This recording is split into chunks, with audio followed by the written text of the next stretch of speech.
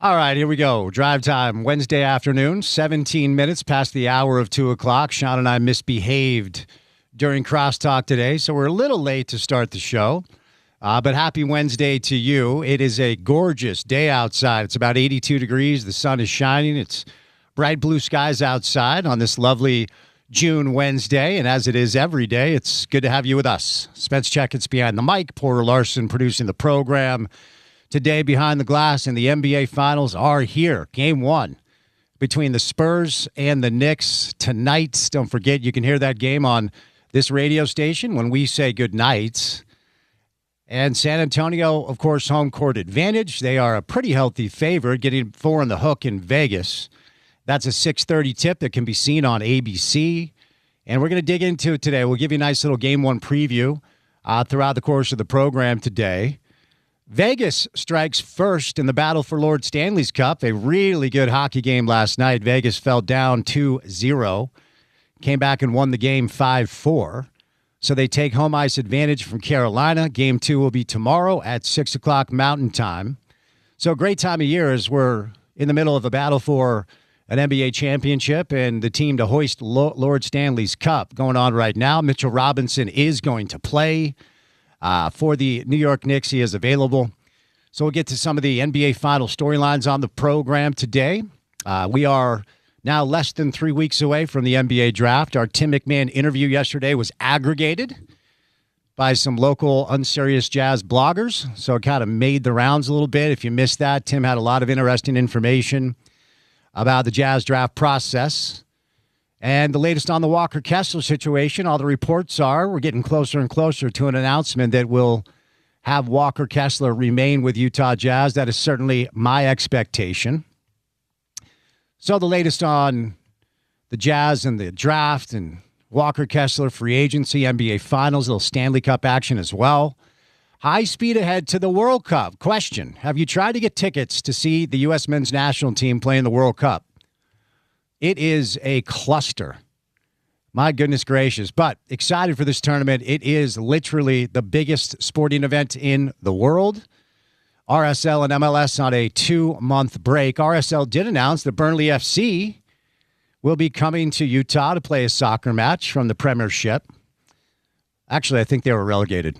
Shouldn't say that out loud. But anyway, we'll do a little World Cup on the program today as well. A new proposed PGA Tour model features a little bit of a relegation-type system, a 2-tracked system on the PGA Tour that might go into effect 2028. Brian Rolap doing some, friend of the show, Brian Rolap, PGA Tour commissioner, doing some media rounds today. Latest on the world of golf. But Wednesday afternoon style, halfway through that work week and one day closer to the weekend. The Memorial Tournament coming up this weekend, a great tournament, Jack's Tournament, in the world of the PGA Tour. Our first guest on a Wednesday to do some soccer and World Cup is our friend Brian Dunseth. Our weekly show is called Talkin' Real. It's on KUTV on 1035 on Thursdays. Tomorrow, Jay Nolly will be stepping in, former RSL keeper. Really good dude. Excited to work with Jay tomorrow, as Dunny is now with Turner Sports in preparation for the start of the World Cup. The 4th part of the U.S. men's national team documentary on HBO was released last night, and I was told that part 3 was going to be about Diego Luna. Well, it was part 4, and it was all about Diego last night. So kind of awkward since he's not going to be playing in the World Cup, at least as of now. Latest on the Stanley Cup with Neil Smith, former general manager of the New York Rangers when they won the Cup in 1994. He'll stop by to talk some Mammoth and talk some Stanley Cup. TV voice of the Utah Jazz, friend of the program, Craig Bolerjack, joins us. Then our friend Sammy Mora from Ute Zone will join the show to talk some Utah football on a Wednesday afternoon. Brian Dunseth, Neil Smith, Craig Bolerjack, Sammy Mora, me, Spence Checketts, all of you, the great listeners, and New York Knicks fan, nervous for game one, I'm sure. Porter Larson producing the show. How you feeling? Yeah, you got it right. The nerves are definitely there. I won't say that I'm like scared. I don't think the Knicks are going to go out and get their ass kicked or anything. But the nerves have set in. Again, if you are a Knicks fan who is not like 60, you haven't seen a whole lot of action. So, you know, we're cautiously optimistic, but also a little bit soured based on history. if you're a Knicks fan. But this team feels different, Spence. Not only are they like a unit of players who have won at different levels before, including a bunch of guys that have won national championships at the college level. This is a team that's used to winning. So, like I said, the nerves have set in, but I'm still a little optimistic about what we got going into this one. Yeah, I think it's going to be a lot of fun. Game 1 is tonight. San Antonio is a healthy favorite, not just to win Game 1, but to win the series overall. Most, not everybody, but most people that aren't necessarily Knicks fans believe San Antonio is going to win the thing. But we'll get into it throughout the course of the show, get you ready for the game tonight. Dunny's going to stop by to bat leadoff, but before Dunny stops by, courtesy of our friends at IFA Country Stores, it is time now for your opening tip. Like any good coach, it's time to update the game plan for a healthy green lawn. Now that the weather is hot, it's time for IFA Spring and Summer Lawn Food for healthy turf that stays green all summer. IFA Spring and Summer Lawn Food, it's the ultimate lawn owner power move at IFA.coop or at a local Utah store today. Porter, I've got good news for you. Your boy was in the lab last night, little film study, breaking some stuff down. You ready to hear what I learned last night? What were you watching film on? Let's start there. Regular season Knicks Spurs. Okay. So which was competitive. Well, here's what we have. So the Knicks won 2 out of 3, and if you remember, they played for the NBA Cup in Vegas. Now, some interesting things to consider as far as what we could see tonight. All right, and I'm not a huge believer oftentimes in like the regular season is going to tell the story of what we could potentially see in the postseason because teams change, players evolve, especially young players. And then both of these teams have actually made schematic adjustments in the postseason that we did not see in the 3 regular season matches. So I don't know how much of this is going to be absolutely applicable, but some interesting things to note about what San Antonio did during the regular season against the Knicks. Number one, in the regular season against the Knicks, De'Aaron Fox was the main defender on Jalen Brunson. And in fact, if there was a secondary defender, it was Julian Champagnie. Stephon Castle guarded Cat. Victor Wembanyama guarded Josh Hart. Okay, we've talked about the Spurs' inverse defensive approach because they want the most dominant defensive force potentially in basketball history to change shots everywhere, but directly around the basket, then have them hedge out and try to bother three-point shooters. So De'Aaron Fox, the main defensive player on Jalen Brunson. Stephon Castle checking Karl Anthony Towns, and Victor Wembanyama guarding Josh Hart. Okay, so those are kind of some of the interesting matchups they did during the regular season. Now, I wonder if Mitch Johnson tonight decides to go that same route, because what you would assume, and Tim Legler was talking about this earlier on NBA Today, because the New York Knicks offense, it's not as predicated on Jalen as the offense was under Tom Thibodeau. The offense under Tom Thibodeau was more or less Jalen go make a play like Shea does for OKC. Mike Brown's offense is different, and certainly has been different probably since Game 3 of the Atlanta series, because Atlanta led New York 2-1, right? A lot of people were panicked, like the Knicks are going to lose in the first round after the Hawks took a 2-1 lead. So what Mike Brown did is he decided to utilize Karl Anthony Towns at the top of the key as a primary playmaker and offense initiator. The interesting thing about Cat, who is kind of changing the narrative nationally about who he is, because when Karl Anthony Towns was a young player coming out of Kentucky, there were a lot of basketball people that were like, he's going to be as good as anything we've ever seen. His ability to dribble, pass, and shoot at his size makes him somewhat of a unicorn. Now, that still remains the deal with him. He's not nearly as tall as Victor Wembanyama. Wembanyama is a different deal altogether. But Karl Anthony Towns, for a guy that's that big, has tremendous skill. But he's always been kind of painted as this guy that isn't necessarily a winner on the highest level. If you remember, Karl Anthony Towns cried when the Knicks won the NBA Cup, because he just hasn't won very much throughout the course of his career. He's never been on great NBA teams. This is his first NBA Finals. But Karl Anthony Towns, as a result of what Mike Brown has decided to do, has kind of changed the narrative nationally on who he has become. So last year during the playoffs, when Tom Thibodeau was the coach, okay, again, the Knicks offense was more or less predicated on Jalen Brunson, ball in hand, offense initiator. Okay, we're going to go through, everything's going through Jalen. The second option clearly was Cat. So last year during the playoffs, Karl Anthony Towns averaged about 16, 17 shots a game. This year during the playoffs, Karl Anthony Towns is shooting less than 10 shots per game. So he's touching the ball more than he ever has, is the ironic part, but he's facilitating, he's passing, he's making the right decisions.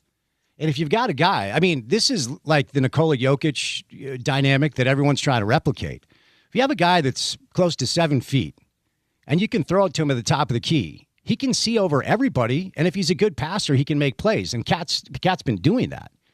And even though he's playing about 5 less minutes under Mike Brown than he was under Tom Thibodeau, he's averaging about the same amount of rebounds. So he deserves a lot of credit. He's rebounding well. He's a better teammate than he ever has been. And even though he's taking almost 7 less shots per game, he's leading the NBA in real-time plus-minus and win shares. So the Cat thing is kind of interesting to me. Because of his evolution, will Mitch Johnson elect to do something other than Stephon Castle on Cat? Because that was the regular season decision-making process. Putting Stephon Castle on Karl Anthony Towns and putting Wembanyama on Josh Hart. So the risk that you run, as San Antonio during the regular season, they decided to play drop coverage and basically dared Cat to beat them with space on the outside. And again, with Wembanyama on Josh Hart, it's kind of like what Cleveland decided to do. Okay, we can't cover everybody. We're going to hedge and give help on Jalen, and we're going to let Josh Hart show us he can beat us from 3. And Josh was actually able to do that in a couple of different games. Josh is going to have to do that again. But if San Antonio elects to change their defensive schematic approach and put Wembanyama on Cat, because how effective he's been as a playmaker who can see over everybody from the top of the key, that kind of changes the entire dynamic because you're not seeing over him. I can tell you that much right now. The other thing, the Spurs are very elite defensively in a couple of different areas. And ironically enough, they're the 2 areas that New York has been dynamite at during this 11-game streak, this 11-game winning streak, where they have the best net rating in the history of the game, not in the playoffs. In the history of NBA basketball, the last 11 games, the Knicks have outscored their opponents by more points than anyone ever has. Now, part of that is they played Cleveland, who wasn't trying, and Philly, who has a couple of decent young pieces, but injuries to their vets. Since the 2 losses to Atlanta, New York they've flown. But you have to bring into play how tough was that competition. And the 2 things they've been able to do, and I'll actually add a third, but number 1 is transition buckets, points, fast break points in transition. Number 2 is actually paint points because Jalen gets into the paint. He's not big, but he's crafty. He's got great footwork. He's got great ball skills.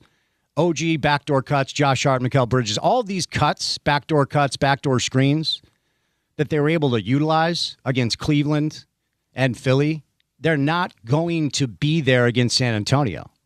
So fast break points, paint points, that's where the Knicks have flown. The third area I'll add is they're shooting about 40% from 3 as a team. But San Antonio, they're the best defensive team in the league in limiting transition. They're going to cough the ball up. They turn the ball over. Stephon Castle, Dylan Harper, these young guards turn the ball over. But no team in pro basketball recovers better to eliminate transition points than San Antonio. And then obviously, because they have the greatest defensive force potentially in the history of the game, do respect Bill Russell.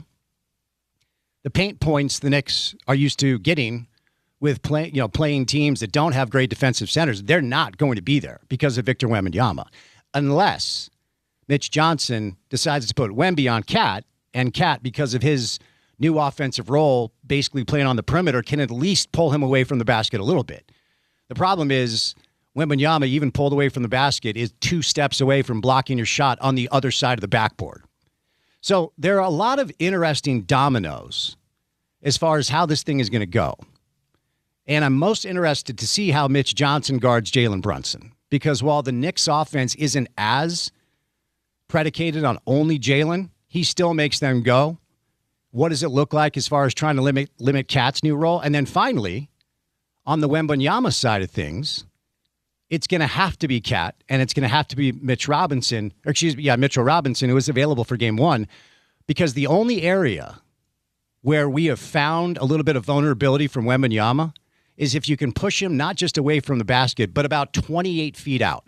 So when Wembanyama is the primary screener in pick and roll action, when he's 28 feet away from the basket, the points per possession for San Antonio dips. Ironically enough, if you move him up even 5 feet, they go through the roof because he's so long, he can pick and he can dive and he can roll and he's 2 steps away from dunking on your head. The reason Isaiah Hartenstein was able to get more playing time after game one is the only thing they found that worked was Hartenstein just pushing Wembanyama away from the basket as much as possible. If you can get him to set the primary pick 27 to 28 feet away, there's some vulnerabilities there with San Antonio's young guards and Wembanyama's inability to roll right away. So I don't think they can get tricky, the Knicks, as far as guarding Wembanyama. I don't think maybe Anunoby's going to get some minutes on him because he is a big, strong dude. But I really think this is going to be Karl Anthony Towns and Mitchell Robinson putting their body on Victor Wembanyama and getting him away from the basket as far as possible before they initiate their offense. I think it's going to be fun. My gut tells me San Antonio in 5. My heart tells me the Knicks in 6. I think San Antonio wins tonight. And we'll get back into this coming up a little bit later, but we will catch a break and change gears coming up next as the World Cup is upon us. Brian Dunseth, our first guest on a Wednesday show. Keep it here on ESPN 700.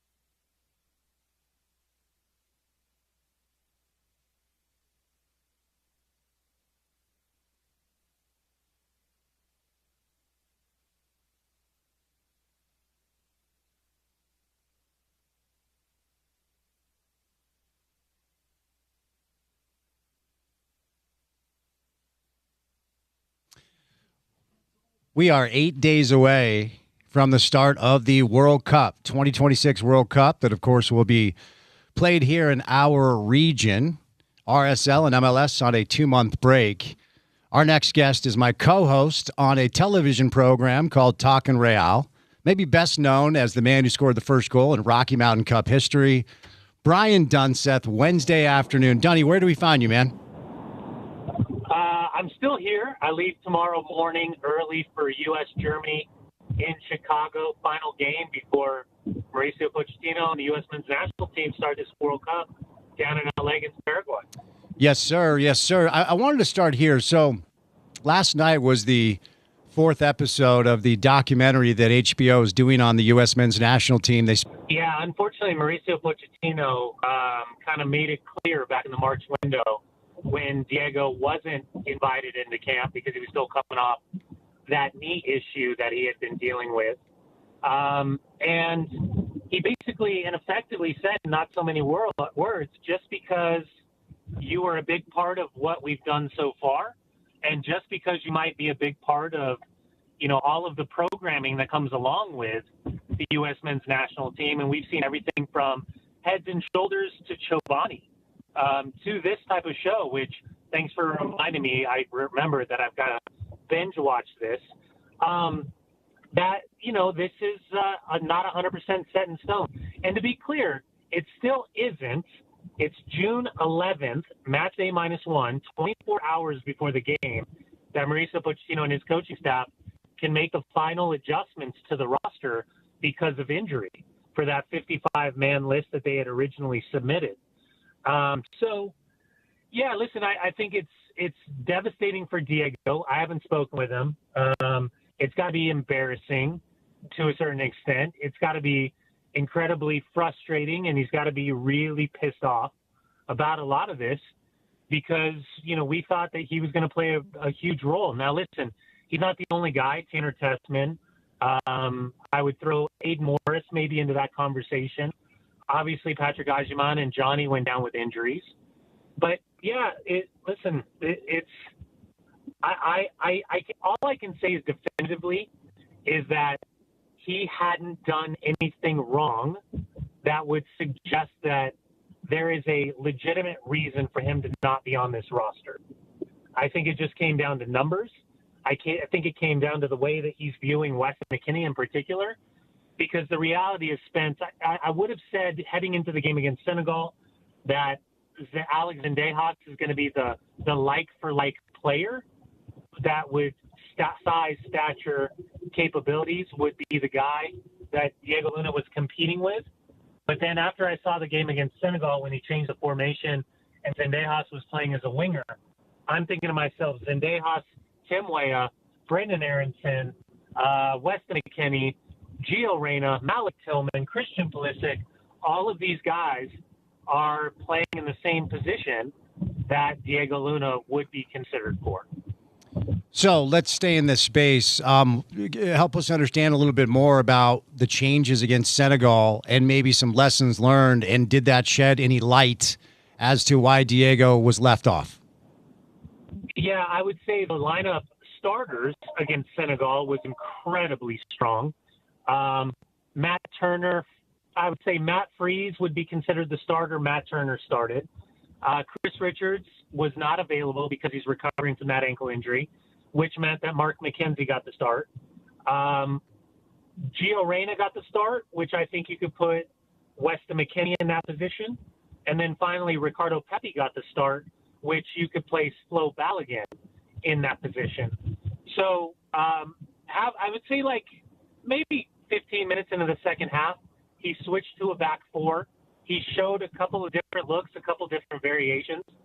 I don't think that'll be the starting group against Paraguay, but I would assume whoever he starts against Germany is going to be as close as possible to the starting 11 against Paraguay to open up the World Cup group stage without getting too much to Paraguay, and still trying to tighten the screws on fitness, sharpness, who's earning opportunity to start in training sessions with their commitment, their desire, their form, and then ultimately, what are the pairings that he likes best? Because the game, as we know, is simple to prepare for, but very difficult to comprehend. Once yellow cards, suspensions, injuries, form, all of those things start to happen in a tournament like this. So did the Senegal game leave you feeling a little? It felt like a lot of people were encouraged. I mean, they had to rally a little bit late with the Balogun goal to get the win, but it is only one match, and of course Germany ahead. Did it leave you feeling a little bit more encouraged about what we could see from this group? Yeah, Spence. So what I would tell you, and I know we'll kind of get into it at some point, but I would say Senegal and Morocco are two of the biggest hopes from all of the African nations involved. They are going to be the two teams that I think that can cause the most damage consistently in this World Cup for African qualified teams. So the two mistakes were a forced pass by Ream, a turnover on a nutmeg from Anthony Robinson, and Sadio Mane finds the back of the net. Second half, a ball back to the feet of Miles Robinson. Nicholas Jackson takes his pocket, gets to a touch before Chris Brady, who had just made his debut 5 minutes previous, and Sadio Mane once again finds the back of the net. I thought we were better than Senegal. Senegal was missing a couple of players because of Champions League and Conference League involvement. But the margins are so slim that I think it was a great reminder for Mauricio Pochettino and his staff to really dig into the details, like the devil in the details. I don't know if you guys caught it when you were watching, but Jesus Perez, his prized and trusted assistant, was digging out Brendan Aronson and Flo Balogun and Weston and Timmy in terms of like urgency, like the press and how quickly the ball turned over. Like you could feel the coaches wanted to make sure that this wasn't, a non-consequential game. They wanted these guys to realize that the margins were so closely, put together that they wanted to make sure that they were dialing in. So we were the better team. Senegal had not lost in 10 games. They had on the field beaten Morocco in AFCON in the final back in January. The courts then took the win away because they vacated the field because of all the shenanigans that were happening and awarded Morocco a 3-0 win. So the last time Senegal had lost with that group was against Brazil 11 games previous. So it kind of made us all feel like, those that are kind of in the know, that this felt more like the fall, wins against Japan and Ecuador and Australia and Paraguay and Uruguay, as opposed to the losses against Belgium and Portugal in Atlanta. So I've got the 11 up in front of me, Dunny. I'll just kind of give you the space. Certainly I'm no expert, but the 3-4-3, you referenced the adjustments in the second half.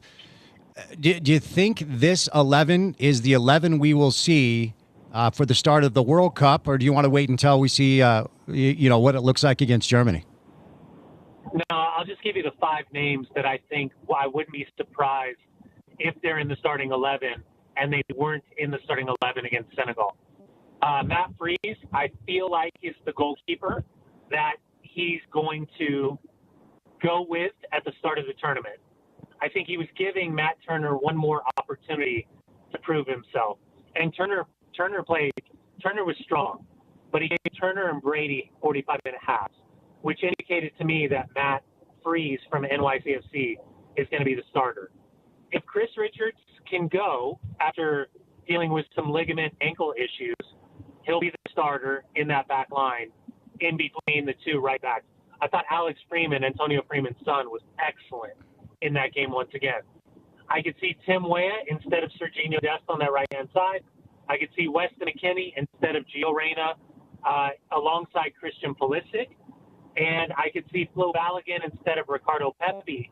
But I thought it was brilliant that both guys were highly influential, Pepi and Flo Balogun, because usually they flip-flop, that Flo starts, and Pepi scores goals off the bench. And I think it was important just for Mauricio Pochettino to recognize that starting Ricardo Pepi, he'd be very, very comfortable with. So those would be the names and faces that I would suggest I wouldn't be surprised if those 5 players were starting against Paraguay on July 12th. How big is it that Pulisic and Balogun found the back of the net, prior to the start of the World Cup, two of our most dangerous attacking players, just kind of feeling what that feels like right now to score goals? Yeah, I mean, I think I said to you on the show last week that just when you take Christian Pulisic, you take Malik Tillman, and you take Gio Reyna, the three guys playing in Luna's position, that they collectively had a goal and a handful of assists between them since the January. And so, I mean, we're in a position where goal contributions are vital, absolutely vital. So Christian scoring, I thought he was excellent in the 45 minutes. That was, however we want to determine it, Captain America, the unassuming leader, the introverted extrovert when it comes to style of play. I thought Christian, that was his most effective game that we've seen in a long time. And I mean that with utmost respect. I think for Flo, not surprised. I think Flo had, I want to say, 21 goals in all competitions for Monaco and France, including 6 goals in Champions League. So I wasn't concerned about him. And I thought that Gio looked really effective and physically sturdy, considering he's only that start, Spence, since the 2022 World Cup quarterfinal against Netherlands. That was Gio's 33rd start for club and country, and only his 6th start in the last calendar year. So I think that was important for Mauricio to see that, yes, he's an outlier. Yes, he's a unicorn with the way that he plays, but how durable is he? And does that allow him to continue to rely on Gio in a really big way? If that wasn't the case, I could have seen a shock recall for Diego to be called back into the national team. So moving over to the World Cup, as we've discussed a little bit here or there, and certainly the narrative around folks that are in the soccer ecosystem is this is a very manageable group for the U.S., not just to advance out of, but potentially win. Let's start with, do you expect them to win this group, and tell us about the competition they're up against? I do expect them to win this group. I think it's reasonable expectations to make a run to a round of 16 or even further. I think it's with regards to Paraguay, Australia, and Turkey, the great news is that U.S. soccer was smart enough to predict this type of matchup with the draw. So they played in the calendar year Australia, who they beat 2-1, Paraguay, who they beat 2-0, and in Turkey, they ended up losing, but had VAR, that technology been put in play, they would have not lost that game. A couple of goals would have stood for the U.S. and not stood for Turkey. So I guess the devil's in the details, Spence. As we all know, it doesn't matter if it's baseball, football, basketball, whatever, golf, anything. When you have experience with teams, the good news is the idea of what they bring to the table. The bad news is that you can kind of like oversimplify the way that you think you'll match up against them. Because the reality is that I think it's naive not to recognize a couple things. Number one, the fatigue factor for all of these players at this point in the season. Number two, the nuance to the newer players that are maybe that you haven't been paying attention to. They're late bloomers or surprise additions for the opponents. And finally, and it's just a fundamental fact, that the referees and the VAR are going to have massive, massive effects on this World Cup. And for those that kind of haven't been paying attention or have been paying attention to the Premier League and the Champions League, all of the new rules that are going to go into play for the start of next year are all going to be implemented for the World Cup, meaning that similar to Major League Soccer, if you ask for treatment and as a player, the opponent wasn't shown a yellow card, then you will have to sit off on the sidelines for 2 minutes and do a treatment 2-minute wait. If you take more than 10 seconds to vacate the field as a substitute, you will have to wait. The incoming player will have to wait for a minute before he's allowed to hit the ball for 8 seconds. Then the opposing team will be awarded a corner kick. And if you take 2 on a throw-in, the opponent will be given possession for the throw-in. So the speed of going to be. Donnie. Hey, bud. Hey, Donnie. Driving his very nice Ford pickup truck. You know whose fault this is, right? T-Mobile, Verizon? No. Trey? Yeah. No, tell Donnie that we're good. We'll let him go. He's got a pack. He's flying out. He's going to be gone for 2 months, I think, from his family. So tell him we're good. And Trey, if you're listening, be better. Not just with this. My bad. Are you there? Yeah, I got you, Spence. Sorry about that. Oh, no, you're good. I pick my kid up at Suncrest, and I guess they don't have, for all these beautiful houses, they don't have good Verizon bars up here, so I apologize. Okay, no, you're good. I was telling Porter we could let you go because I know you got to pack and get ready, but can I get one more question in with you? Yeah, what's up? Okay, so I feel like last time around, a lot of people were discussing that the pressure was squarely on the shoulders of Lionel Messi to kind of win the World Cup, to just cement his place as maybe the greatest of this generation and maybe the greatest of all time. Where is that conversation this cycle? Is it a country? Is it a player that needs to win a World Cup to complete, their career or whatever? No. The legacy is cemented by winning Copa America and winning the World Cup in Qatar. Anything else is just extra sprinkles and cherries on top. Lionel Messi, for me, goes down as the greatest player to ever play the game. All due respect to Maradona and Pelé and Cristiano Ronaldo and whatever other players that you want to throw up there. But to separate himself from Maradona was lifting that World Cup trophy. And so we here are lucky enough in the States to watch Lionel Messi and Inter Miami. We'll get to watch him here in the States one more time with this incredible run with Argentina. I don't think a lot of people thought that he would have this opportunity just based on his age, but we have a similar conversation with Tim Ream. I don't know if I would say that our favorite is the favorites of the World Cup, but I certainly think that they're going to make a really deep run in this World Cup. And as always, invoke a lot of emotion when Lionel Messi's on the pitch.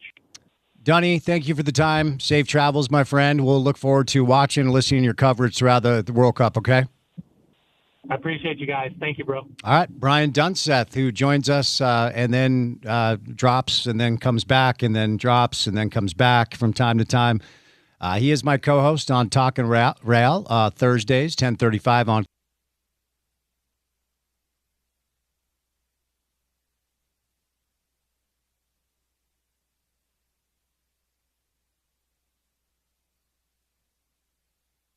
All right, roll along on the program today. Happy to have live in studio my friend Aaron from IFA. Aaron, how are you, man? Good to be here. Thanks, Spence. I appreciate the time. So it is hot. We have turned our calendars to June, and a big topic around the community is how to grow a lush green lawn without wasting water. Let's start there. Give us some tips because everybody's talking about it right now. Yeah, absolutely. We all know we're short on water here, but the lawn plays a really important role in our lives. We like to have that place, send the kids out to play somewhere that's a little bit cooler. And so we like to help people know they can have a lush green lawn and they can also contribute to conserving water. There's a few ways to do that. You can adjust your mower's height. You can raise your lawn mower up a little bit, cut about 3 to 4 inches. What that does is helps kind of keep that surface area of the soil cool. So it doesn't evaporate as quickly. More of that water stays available to your grass rather than evaporating. There are a few other products you can use as well. Soil surfactants are a big one. A lot of times what we see is our soils, they don't all absorb water the same way. So you'll have certain areas of your lawn where the water will run off or sit on top and evaporate, and it'll create dry spots. And what we all do, as soon as we see a dry spot, we just go bump up the whole timer, right? We water everything. We don't have to do that. You can put a soil surfactant down, something like Aqua Drive or Revive. that helps that water penetrate more evenly, stay in the soil there, and that way you don't have those dry spots. You're not bumping up the clock, but you are conserving a lot of water. So how can you guys over at IFA help with tips or products? If people come in the store or check out the website, what can they expect? Absolutely. We've got experts in all of our stores. So any store you come into, there will be people there, lawn experts. They'll help you conserve water. Our website, ifa.coop, there's a lot of good articles, a lot of different things to look at to help get that information. All right, guys, you do not have to choose between saving water and having a great-looking yard. With better mowing habits, smarter watering, and healthier soil, you can have both. Visit your local IFA store and talk to one of our lawn and garden experts for more information and store locations. Visit ifa.coop. Aaron, thanks, man. Appreciate it. Appreciate it. Thanks, Spence.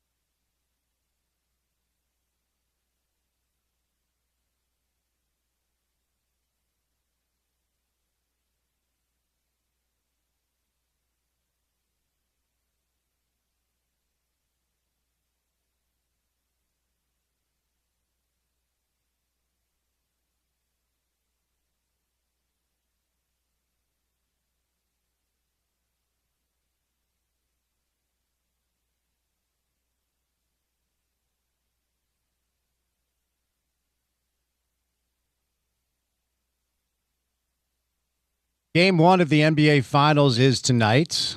We are going to party like it's 1999 all over again. A 22-year-old Tim Duncan began his dynasty run by winning his first championship against the New York Knicks in 1999. Can a 22-year-old superstar in Victor Wembanyama begin his dynastic run? Feels like he is here.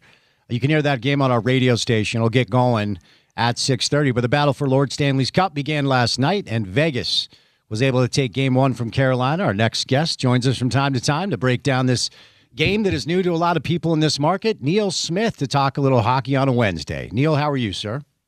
I'm good. Good to be here with you, Spence. I appreciate the time. So let's just start with game one. I think I went to make a sandwich and I came back and Carolina was already up 1-0. I mean, they scored really quickly. And Vegas was able to get that done 5-4 after going down 2-0. What are some of your takeaways from game one in the Stanley Cup playoffs? Well, I think what happened in the game last night was, first of all, Carolina's a quick starting team. Every game they're up on their toes and they're ready to go. And I think they caught Vegas a little bit by surprise. They're 25 seconds into the game. Ehlers scores on a semi-breakaway, and it's 1-0. And then it doesn't take long after that before Ehlers makes it 2-0. Actually, it was at 12:08. So within the first 12 minutes, they've got a 2-0 lead at home. And Vegas is back on their heels a little bit, and Carolina's on their toes, and they're really using their speed and game. Vegas got a goal before the end of the first period, which sort of was like, oh, geez, well, they got one, okay. I mean, the crowd settled down a little bit. But then what happened was, as soon as they got on the ice in the third period, Eichel gave it to Barbashev, and he scores on Anderson. Now it's 2-2. And you can honestly feel the air go out of the building. Carolina go back on their heels, and now Vegas is coming at them. And sure enough, they make it 3-2. The captain, Jordan Stahl, scores to make it 3-3 near the end of the second period. They go into the locker room thinking, okay, well, we've turned this around. This is Carolina's thoughts. But out comes Vegas, and no having it. It was 4-3, then 4-4, and then 5-4 with 3 minutes to go. I just think that, both teams caught each other by surprise in some ways because they hadn't played this level of team so far. I mean, obviously the Avalanche that Vegas played and swept are above all these teams, but they didn't play well in that round. I think these two teams had a feeling out game. 9 goals is a lot for a final game, for a Stanley Cup final game. So I would expect the scoring would come down in game 2, but that would be the other team in 5 or something. But I do think it's going to be long because the other team in 5 or something. But I do think it's going to be long because of what I saw last night. I would be surprised if Vegas could win game 2 because Carolina knows the importance of going to Nevada with the series tied, and they can't go there down 2-0. So I would think it's going to be long. I think both teams are excellent, but in different ways, and it's going to be quite a tug of war, I think, in this one. The Vegas record under John Tortorella is 24-1. If you go back to the regular season, obviously John well. I mean, anyone around pro hockey does. He's coached everywhere. What can you say about the job he's done? How much of it was adjustments? How much of it is a new voice in the locker room? And look, I think a lot of people were expecting that this was going to be the Vegas team we would see. I mean, they won the thing, like 3 years ago? So maybe they were underachieving, hence the decision to move on from their coach and bring in John Tortorella. But what can you tell us about the job he's done?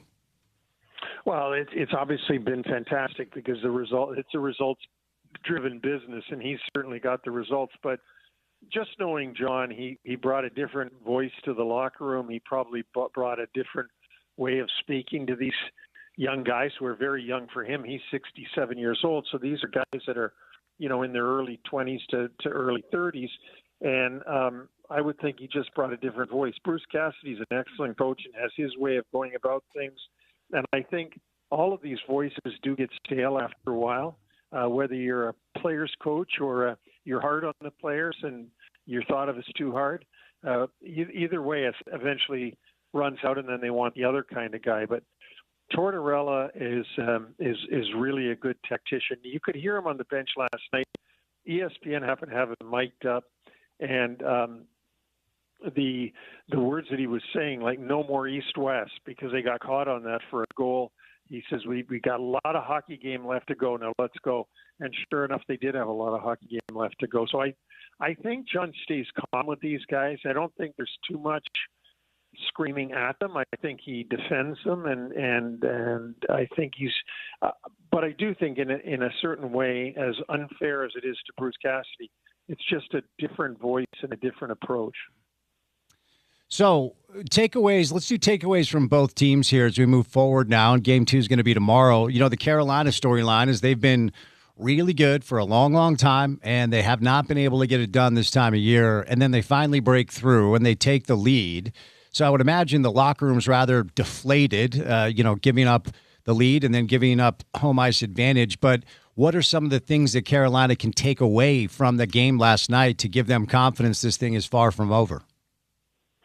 I think what they can take away is had they not gotten back on their heels and they had kept going the way they were going early and not lost confidence and not lost the momentum, they're going to beat Vegas. I think they knew they should know that they can beat this team, and they've got the speed and the breakout mentality to do it.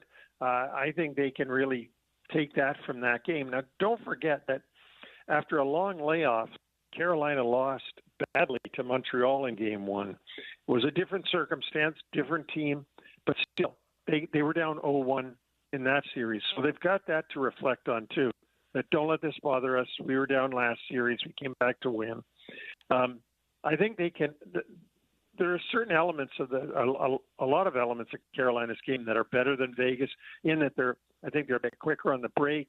They do things at an extremely high tempo. Vegas is very good at forechecking. They forecheck hard, and that's what happened. I think once Carolina got back on their heels, I think they came in hard, and Carolina couldn't handle it because they weren't doing that quick out of the zone. So I think there's a lot of positives that Carolina can take with them from game one. On the other side, of course, Vegas simply takes away the fact that they had the fortitude that they've had all postseason long and came back and won the thing. But let's dig into that side, that takeaways as to what stood out to you and maybe some things you think will continue to manifest themselves throughout the series, the advantages that Vegas has. Well, I think that Eichel and Marner are just unworldly right now, the way that they're able to what they're able to do offensively and create offense and goal scoring. I think the one thing about the Carolina team last night that was disappointing if you're a Carolina fan is that Sebastian Aho, who's a superstar in the league, didn't do a heck of a lot. Seth Jarvis was there and played well, but didn't create much. Svechnikov didn't do a whole heck of a lot. It wasn't that line, and that's their number one line.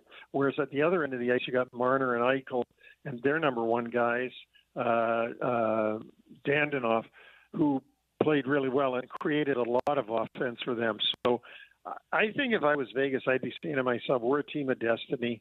We got down 2-0 on their rink and still came back and won. Nobody's going to stop us. We're a team. We're going to just keep going. We're going to keep rolling. I'd have that cocky mentality if I was Vegas.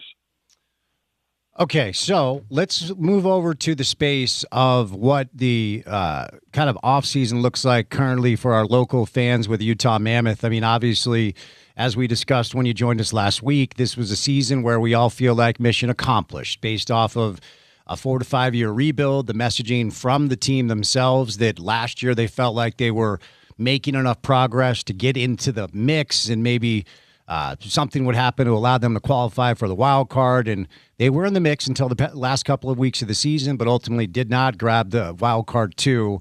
They forcefully, in Bill Armstrong's words, grabbed wild card 1 and then had a playoff experience against a team that might go win the entire thing, which is not nothing.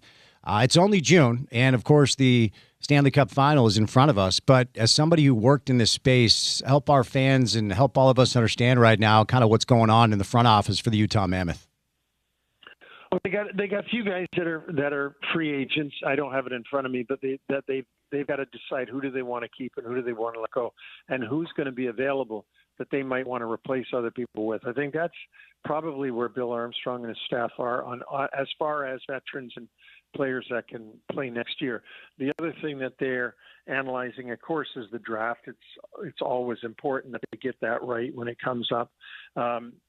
They're probably also evaluating which of the youngsters that weren't able to play there this year, either because they hadn't graduated to pro yet or they weren't ready development-wise. Which one of them can perhaps play? Is it Ginla ready to play? Who should we give a real good chance to see if we can fit him into this lineup?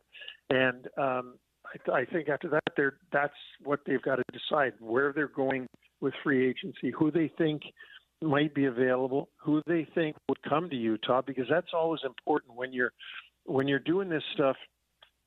You want to do reconnaissance to say, who will really come. There's no sense sitting around until July 1st hoping to get Joe Blow, and then when July 1st comes, you call his agent and he says, no, he's not interested in going to Salt Lake or any other place that you're running. So you need to have your antennas out there figuring out who's a candidate, who do we like, who do we think we can upgrade with, and then also who out of our own guys, if we have a UFA that we don't want him to leave now, so now we got to get him before somebody else has the rights to talk to him on July 1st. Last week we discussed the potential of them just kind of meeting the Mammoth, just kind of continuing to grow with this group and with a bevy of young prospects, 5 or 6 that they like that are all first rounders and high picks. And then they, still have some decent draft capital in their back pocket because even with some of the trades they made, Bill didn't have to give up a first round pick. Do you think that's kind of the idea? Or I've got the free agent list in front of me. Do any of these potential veteran free agents kind of fit the bill of what they need? And maybe we do see the Mammoth take a big swing in free agency. I would be surprised if they took a big swing at free agency because I think that Bill's building plan is to continue to build with young players and then be good for a longer period of time. If you cut the process short and you say, okay, we've got 7 or 8 real good young players that are developing. Let's bring in a couple of older guys and try to go for a winning a round or 2 or 3 or whatever. I think then you have a lot shorter, smaller window to get through ultimately for the ultimate prize. I think if you keep building the way he's been doing, both in Arizona and now here in Salt Lake, I think you've got a better chance of having something that's sustainable. And I think it's proven out by the teams that have been successful. They are teams that have been building. Carolina's one of them. I mean, we see Montreal all of a sudden we're going to have to put up with the Montreal Canadiens for a long time now. They've built slowly, and they're going to be good for a very long time. And I can see Utah being good for a very long time, too, once they hit that sweet spot. I don't think it's there yet, but I do think this year was a great progress. I think next year they'll make more progress. Will they get into the Stanley Cup final? I don't foresee that, but you never know in this league. If I was them, I would just want to continue to see progress. Karel Vejmelka had a lot of ice time last year. Some conversations in this area about maybe too much ice time last year. How many teams in the league, just generally speaking, Neil, of course you want a good backup goalie. Obviously, that's an obvious thing to say. But how many teams in the league, really make it a point of emphasis to make sure that their starting goalie is not worn down come playoff time? And do you think the Mammoth need to have a better option to maybe get a goalie number 2 to make sure Vejmelka isn't playing as much as he did last year? I think that's smart. I do believe in that you want to be careful about how much you play one guy and you wear him right down. Just to give an example of Carolina, Brandon Bussey all of a sudden came out of nowhere. Was a rookie last year that they had acquired. All of a sudden is a really good young backup to Frederick Anderson and can easily go in and win games for them and did for quite a while in the regular season. So there's the kind of thing you like, the veteran that, you really are depending on, but when he gets tired or it's a back-to-back or 3 and 4, you've got a guy that can go in and win a game for you. Not just a guy that you put in the net and you figure, well, there's 2 points that are gone. I think you need that guy to offset. He's also got to have the kind of personality that he gets along with the starter and accepts the fact that he's not the starter and the other guy is, and he's okay with that. He's got a role on the team, but it is important that you have a second guy, and especially if an injury comes along and you get Vejmelka hurt and you don't have a guy that can win games for you, you're in real trouble, man. And that's happened before in the league in places, but I doubt Bill Armstrong will let that happen. I'm sure they'll get somebody in there that is, a 1B, Vejmelka 1A and him 1B. What do you think the future holds for Alex Ovechkin, who is the NHL's all-time leading goal scorer now? He is 40 years old, but he is an unrestricted free agent. He said after the Capitals season finale that it probably wasn't his last game, but it's hard to imagine him playing for somebody else other than Washington. Is there a chance Ovechkin leaves the Capitals? I don't think there's a hope in hell that he leaves the Capitals. I think he's committed to that's it for his career. He's going to stay there. He's very close with Ted Leonsis, who owns the team. And I don't think that he would do that to Mr. Leonsis. I don't think he would go anywhere else. So I think Washington will work out some kind of deal with him. It'll be a 1-year deal, and then he'll decide year by year now whether he wants to keep going. I would be really surprised if this was it for him and he goes to the KHL, which is what he said he would do in his very last year of pro hockey. He'd like to play back in Russia. But I don't see it yet. I think he's going to go back for one more.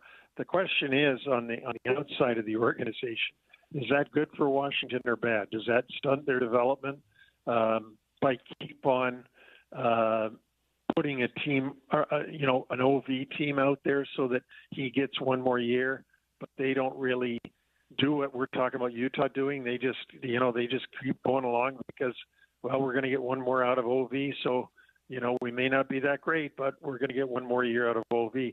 It's a very hard thing to do when you've got a superstar like him, and you're sort of letting him make the call as to whether he's coming back or not. Coming up on New Year's Eve this year, Neil, we are going to have a very unique experience with the Winter Classic being played here in Salt Lake. The Mammoth will play the Avalanche up at Rice-Eccles Stadium.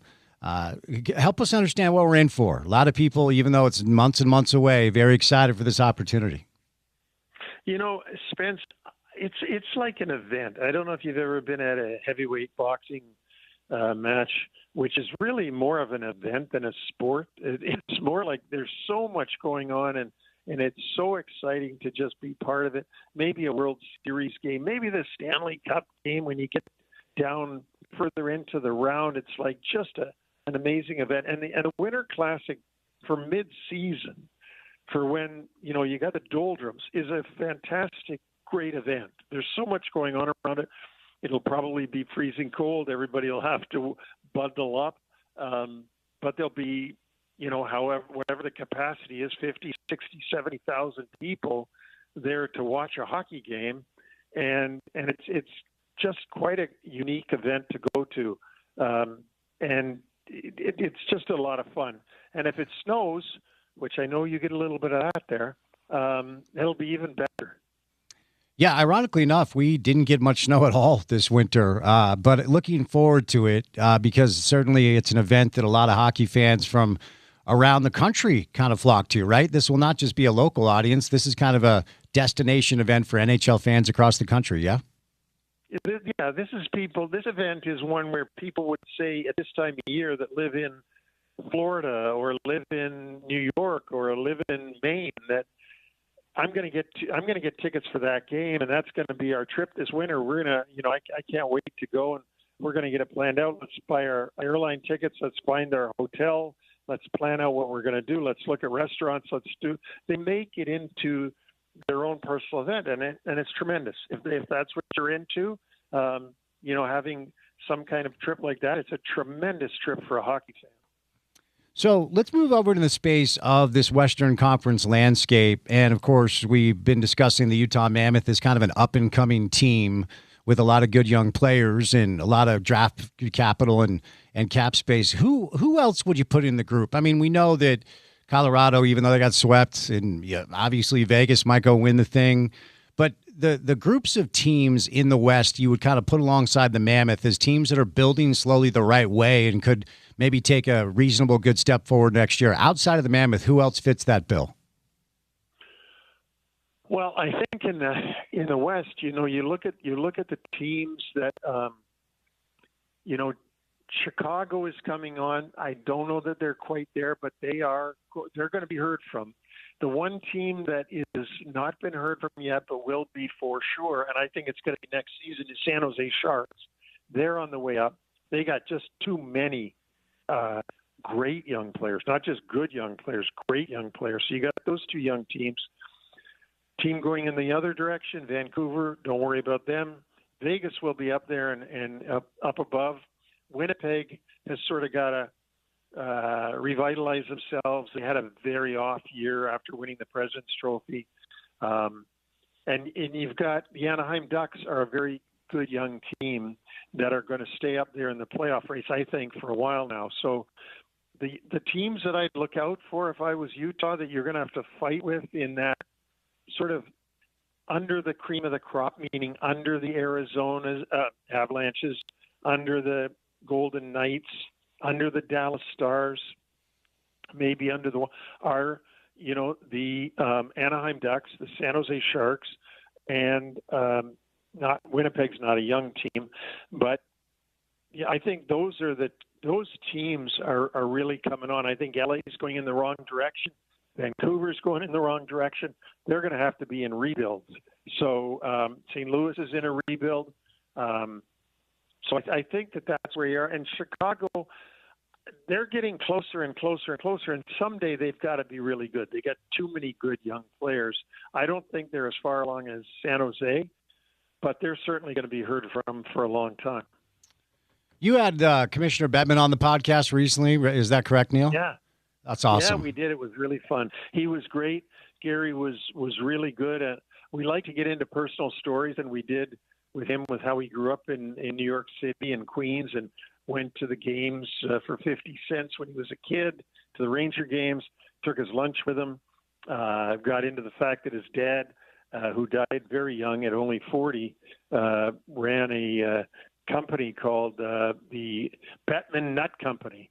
And I had actually asked him, I said, Gary, did you think you'd be in something nuttier than your dad was in? And so, yeah, we had a lot of fun. He was wonderful, very gracious. I wanted to ask you, because the new CBA is going to kick in this September. That was agreed upon, and it runs through 2030. So the good news is this is not a sport in danger of labor strife.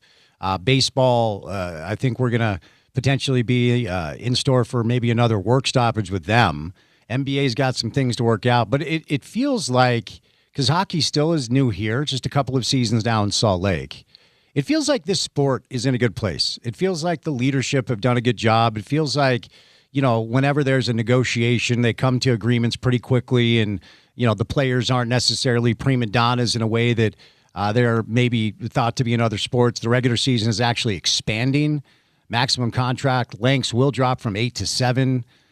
6 years for players signing with new teams, no deferred salaries when it comes to new contracts. So that's completely eliminated. But before I set you loose, I wanted to get your thoughts on kind of the current landscape of pro hockey and what you perceive the future of the sport to be. I wouldn't always have said this in the past, but I think it's in really a great place right now. And you mentioned that labor agreement that they've got running through 2030, which means that they're not going to go through these horrible work stoppages and strikes and lockouts and all this stuff. I think the players are higher skilled than they've ever been, and I think people are more and more people are finding the game now than did before. I think the element of hockey's all about fighting. They're always fighting. If you've watched, and I know you have, but I mean, if people have watched, they can't say that anymore. You rarely see fights. You might see some scrums and stuff, but you're going to see that in football or any other contact sport. You're going to see scrums.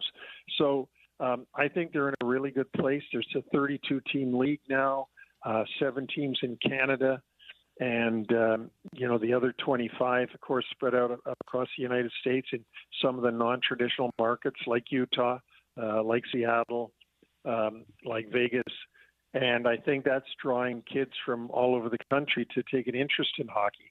Not everybody. You'll still have a lot of kids that want to play baseball, football, and basketball. But instead of nobody wanting to play hockey in places like Utah or Vegas or Seattle, you're going to get some that are going to want to play. And I think that's great for the game. So I think we're in a very good place right now with the sport. And I think the growth potential is really good.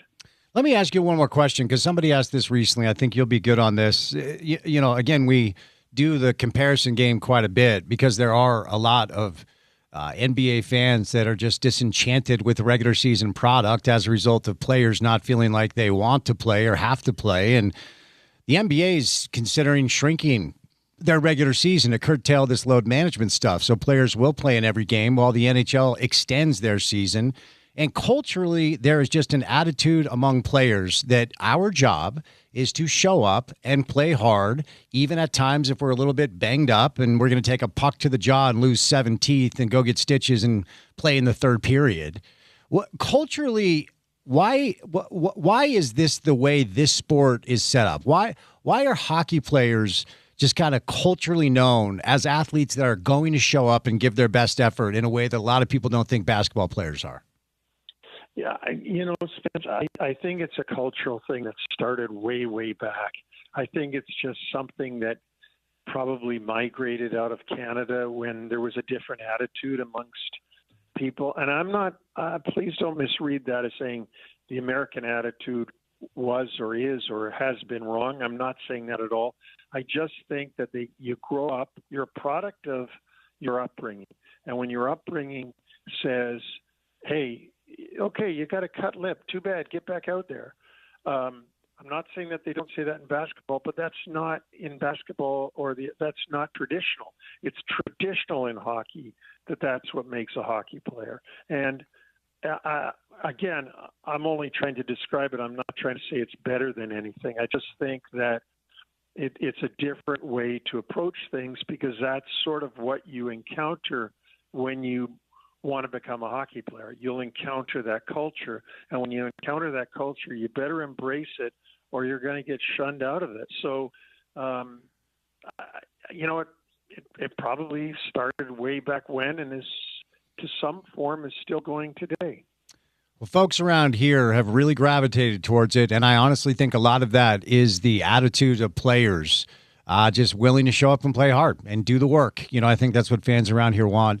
Neil, where can listeners go find your podcast, my friend? Anywhere they want. It's called NHL Wraparound. They can go to NHLWraparound.com or go to Apple, Spotify, iHeart, any of the podcast platforms. We're on all of them. We've done Gary Bettman was our 100th episode of NHL Wraparound. We've also done 200 of other special things out there, and we're going to keep going. And we have a lot of fun with it, and just like the fun we have together, you and me, when we do the show. So it's really fun, and we're going to keep going. You provided one of the best moments in radio history when you asked my father live on air, "Why did you fire me?" I very rarely see him at a loss for words, Neil. I don't know that he knew how to handle that. That was hilarious. Did he say anything to you afterwards? That's what I want to know, because, he must have said, son, you set me up. What the heck are you doing? Set me up like that. Yeah. He did not appreciate my role in that transaction. That's for sure. Well, and I didn't even know I was going to say that. But when you said to me, what question is it? That was shooting from the hip. You asked me a quick question. I said I couldn't think of a better question to ask than that. And it's many years ago now, right? It's 2000 and now it's 2026. But, you'll find in life, or you've already found in life, that you still sit back years and years later and go, why did that happen? Oh, yeah. And I knew he wasn't going to answer the way that you'd want. Yeah. I thought it was hilarious. I just thought it was hilarious. He knows I'm his friend. He knows he can trust me, so it was all in good fun. For sure. Now, I've got a couple of former employers I'd like to get in the crosshairs, Neil. I can tell you that much, my friend. Thank you, sir. Be well, okay?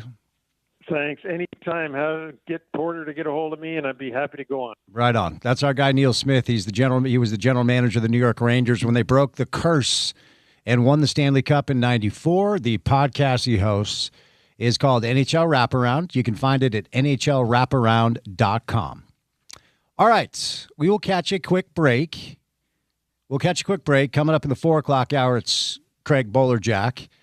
He'll join us to talk some NBA and Jazz hoops. Then Sammy Mora, our friend from Ute Zone, and our friends at Ute Zone have an announcement that they have made. We'll let Sammy make that on this show. But coming up next, we'll get back to Game 1 of the NBA Finals tonight. And I will tell you, if you're a Jazz fan, you should be cheering for the Knicks. I'll tell you why coming up on ESPN 700.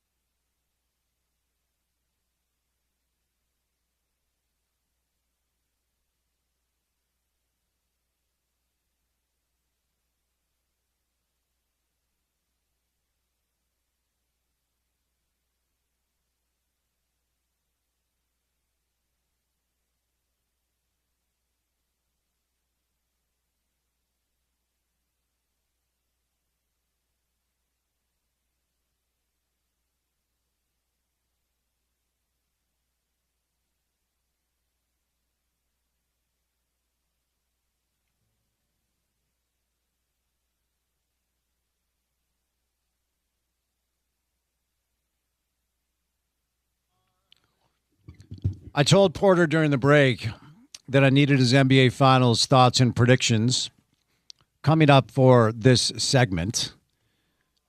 I have a feeling that this bump that you chose, this music bump you chose, might have something to do with who you, well, here's what I'll say, who you definitely hope will win, but do you believe that they will win? Yes. This is a difficulty that I've not had the privilege of having ever. Again, being a Cowboys, a Knicks fan, only time I ever even saw a team that I truly consider like mine competing for a championship was when the Mets and the Royals met in the World Series. And, well, we don't need to talk about that. Yes. But why you chose the Mets, well, I will never understand that. Yeah.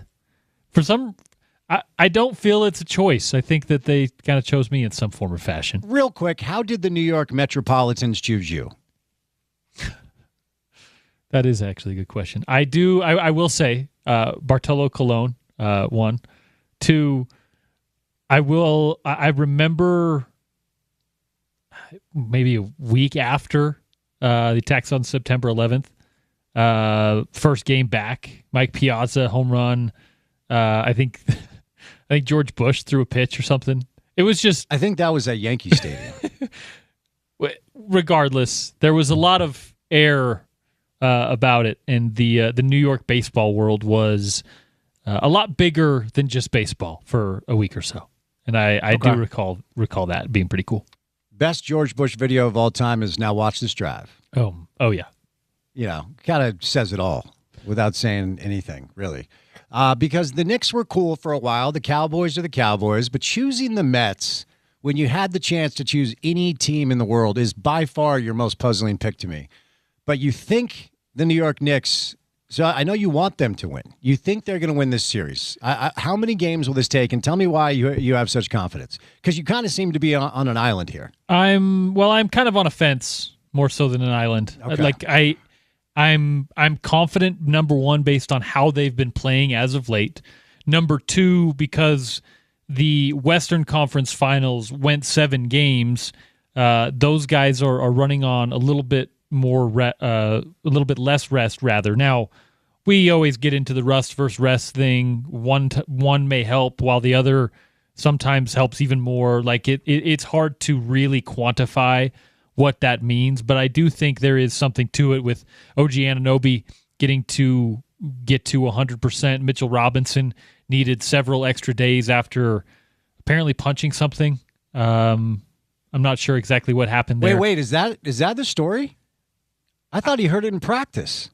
I don't even. They're being weird about it. Again, they're not saying anything. Okay. He has what's often referred to, and what I've had multiple times, a boxer's fracture, where you break the far right metacarpal, which it could have had something to do with practice. I think it was maybe Windhorse who was alluding to it maybe not being during practice, but I have to go back and look at that. Not an Amari Stoudemire situation, just to be clear. Do you remember when do you remember what happened with Carlos Boozer? Was it a similar one? So the story, Carlos Boozer rented his house to Prince once upon a time. I do remember this. And Prince apparently painted it purple. Yeah. And wasn't supposed to. Booze just came home and was like, what the hell? Yeah. What the hell, Prince? Be less Princey, Prince. You can't paint the house purple, bro. I think if you rent your house to Prince, you got to expect things are going to get weird. And purple. Shoot the J. Shoot it. So the story, Boozer spun some story. It turned out he had punched a hole in the wall of his house because either he was mad that Prince painted the house purple or he and his wife were having a moment. Anyway, he had the same injury. Carry on. Yeah, Amare punched a fire extinguisher as the Knicks lost to the Heat in that one series. Right. I forgot about that. Bad choice. But anyway, I am confident in the Knicks' ability to really make this a series in those ways, but also because of the way that they can kind of uniquely defend one Victor Wembanyama. Defend and go against him on offense, I think. You got a stretch 4 or 5 type guy in Karl Anthony Towns who he's going to need to be really physical in this matchup. While it's not necessarily his calling card, I think everyone knows that it's what he's going to have to do. I mean, he's 270, 280 pounds. That's something you're going to have to use against a Victor Wembanyama who physically, that's really the only way you can get at him is to get him off of his spot, keep him off of his spot, and keep him away from the basketball hoop. Between Mitchell Robinson, Karl Anthony Towns, and as you mentioned earlier, Anunoby, I think that there are some bodies that you can throw at Victor to, make it awkward on him. Maybe we need Ben Wallace. Maybe we need a guy that's just built a little bit differently, right? Someone who can built a little bit differently, right? Someone who can get their center of gravity underneath him and without fouling, just get him out of the way. The other thing is get him in foul trouble. If the Knicks can do that, I really do think that they have probably a little bit deeper roster. I know neutralizing one player is a lot easier said than done when it's a 7'5" alien, but that is where I find a little bit of optimism, is that the Spurs are so reliant on one guy, whereas the Knicks, although offensively are pretty reliant on Jalen Brunson, they have more options, I think, in roster flexibility than the Spurs do. Yeah, some good stuff there. And I told you we started the show off like this, and then I was talking to Porter during the break. December 16th, the Knicks beat the Spurs 124-113. They out-rebounded the Spurs by 17. December 31st, the Spurs beat the Knicks 134-132. That was a wild game. The Spurs out-rebounded the Knicks by 8. And then on March 1st, the Knicks beat the Spurs 114-89. Knicks out-rebounded the Spurs by 14. The glass is going to be big here. And it's interesting to consider. So Wembanyama against New York, okay, 24.7 points, 10.7 boards, and 2.3 blocks. But here's the deal. That was in about 26 minutes per game. Wembanyama during the regular season averaged about 27, 28 minutes a game. And throughout the first couple of rounds of the postseason, it was more or less that.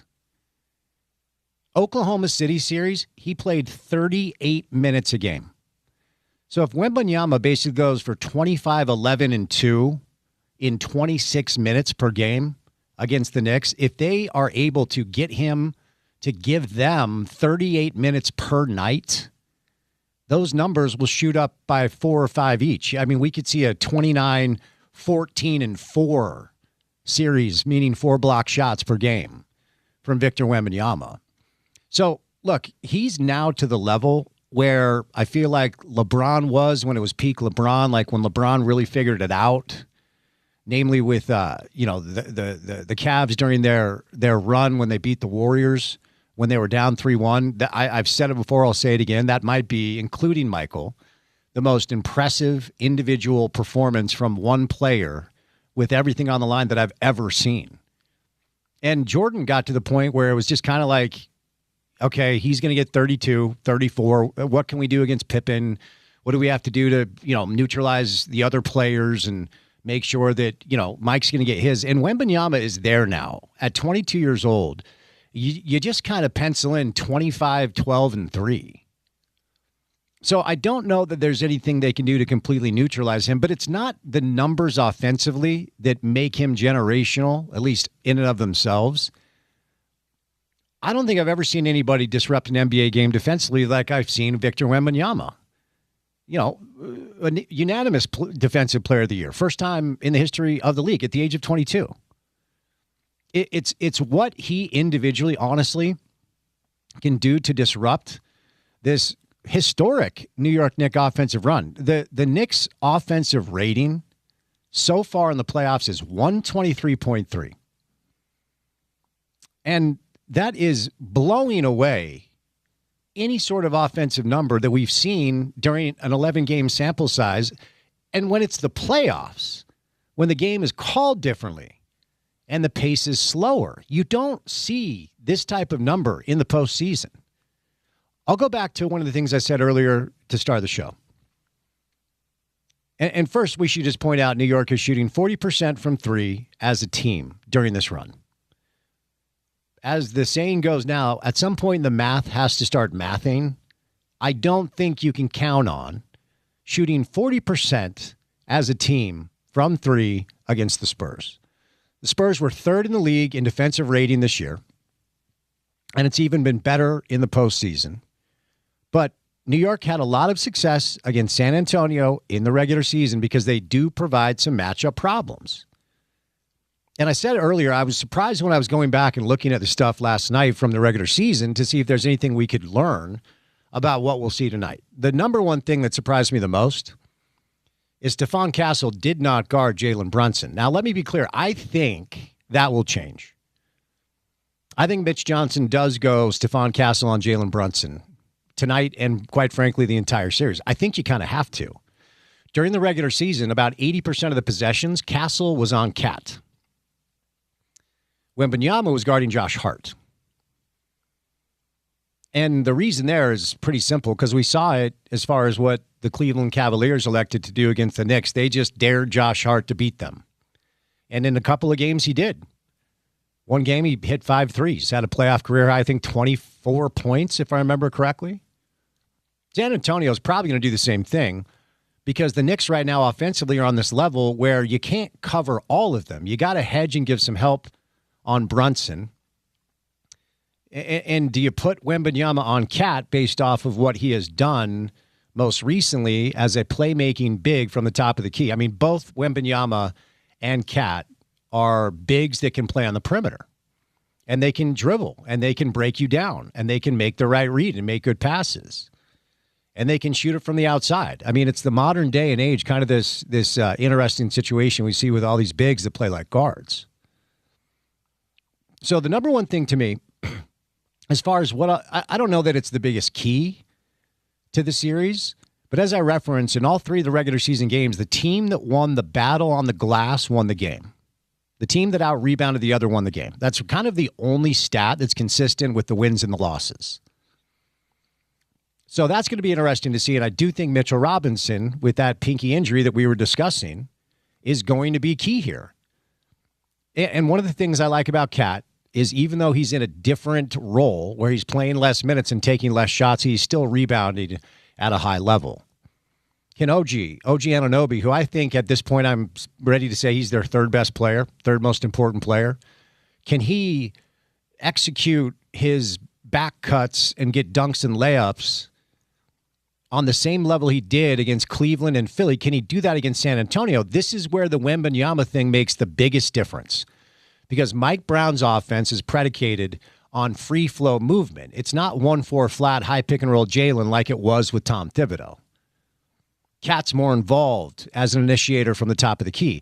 But you watch tonight, you're going to see Mikal Bridges, Josh Hart, OG Anunoby, Deuce McBride when he comes in. Landry Shamet's more of a spot-up shooter, and Deuce shoots it from the outside too. All these guys are moving constantly off the ball. There's a lot of backdoor cuts. There's a lot of backdoor screens. There's a lot of off-ball movement. And the Knicks have been dominant, not just with the three ball. They've been scoring in transition, and they lead the NBA during the playoff run in points in the paint. It's cater-made to what Victor Wembanyama is able to do to stop that. One of the funniest things about watching Wembanyama defensively is how many players think they're about to shoot an open shot and realize they're about to get it thrown into the stands. So they pump fake, they hedge. They're hesitant to take the shot because Wembanyama can close out from the paint. And then if he's around the painted area, shout out Hubie Brown, I don't know that Jalen Brunson gets his floaters. I don't know that OG gets his dunks. I don't know that Mikal Bridges gets his backdoor cuts and reverse layups. And I don't know that Josh Hart is able to be as effective as an off-ball kind of offensive threat to get backdoor layups as he's been. Wembanyama erases all of this. San Antonio will turn the basketball over, but they get back and they stop fast break opportunities as well as anyone in pro basketball. And oh, by the way, if Stephon Castle is not your primary defensive player on Jalen Brunson, you bring in Dylan Harper, who at the age of 19 is as physical of a perimeter player, a primary ball handler, as I've ever seen at that age. He finishes through contact. He bumps you. He makes sure you feel his presence. He will get minutes on Jalen as well. So much of what New York does is predicated on whether or not Jalen Brunson is going and whether or not he can make plays. They're not as reliant on Jalen as they were a year ago, but they're still very, very reliant on him. He needs to have a big series. Landry Shamet made like 12 of 14 threes. Stuff like that, it's not sustainable and probably not even on the table against this team. When you look at the moments in time where teams have had success in Wembanyama, only one thing stands out. And it's why Isaiah Hartenstein, after getting 4 primary possessions against Wembanyama game 1, because Spurs guards needs to be a little bit more patient when he's trying to establish post position and then be willing to throw the ball to him because they really don't do much of it. Because it's not necessarily his strength. So OG Anunoby might get some minutes against Wembanyama because OG's a big, strong dude. Because the only thing that has worked, and we saw this with Hartenstein, and you can actually break it down very specifically. There's data on this. About 28 feet away from the basket, and this is the only time Oklahoma City had luck against him. If you can push him away, and not just push him away to the three-point line, you got to get him like 5 feet away from the three-point line. When they initiate their offense, when he's the primary screener, let's say De'Aaron Fox is handling the ball, they want to run pick and roll, you push him away from the basket to about 28 feet, he then is too far away to roll and take 2 steps and dunk on your head. But if you allow him to set the primary screen at the three-point line, he's so long that he can seal his man, roll to the basket, and if he gets a good pass, you're getting dunked on. It's the only thing that works with him, and that's why Mitchell Robinson will be important, because I think it's going to be Cat, and I think it's going to be Mitchell Robinson, and I think they're going to be putting bodies on him the entire night to try to force San Antonio to start their actions 28 feet away from the basket. But again, Wembanyama's to the point now where I'm expecting 25, 15, and 3 tonight. I don't know that I think the Knicks win tonight. There's this interesting dynamic going on. I'm always a give me the rest guy when people talk about rest versus rust. Because is there a hangover effect from San Antonio literally making history on Saturday night, going into Oklahoma City's building with a 22-year-old leader and winning a Game 7 in the Western Conference Finals? This is LeBron stuff. This is Jordan stuff. We don't see this. Is there a hangover effect for the team? There will not be a hangover effect for Wembanyama because that kid just gets it. I mean, he is locked in. My man's doing his karate, probably reading some books, getting some meditations in. He's ready to roll. Will the other younger players, the Dylan Harpers, the Stephon Castles, is there a bit of a hangover effect from a historic night in Oklahoma City on Saturday? Because the Knicks have been chilling. I mean, they're rested. They're ready. OG's hammy is fine. And they were chilling after they beat Philly, waiting for Cleveland to finish their series against Detroit. So you have a rested Knicks team against the San Antonio team that just came off a historic win. And it's the old thing, like, are they going to be in rhythm or will there be a hangover effect? I'm fascinated to watch the first 5 minutes of this game because that, to me, will dictate what we're going to see the rest of the way.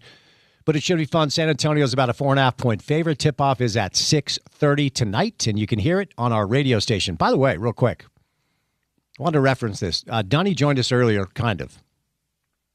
U.S. men's national team plays their last friendly tune-up prior to the start of the World Cup, and it's against Germany, obviously one of the best teams in the world. It's at 12:15 on Saturday at Soldier Field in Chicago, and you can hear that game right here on ESPN 700. All right, 2 hours down, 2 hours to go. Your 4 o'clock hour is Craig Bolerjack for some basketball and Sammy Mora for some Ute football. Then we will move to the 5 o'clock hour and say goodnight at 6 on ESPN 700.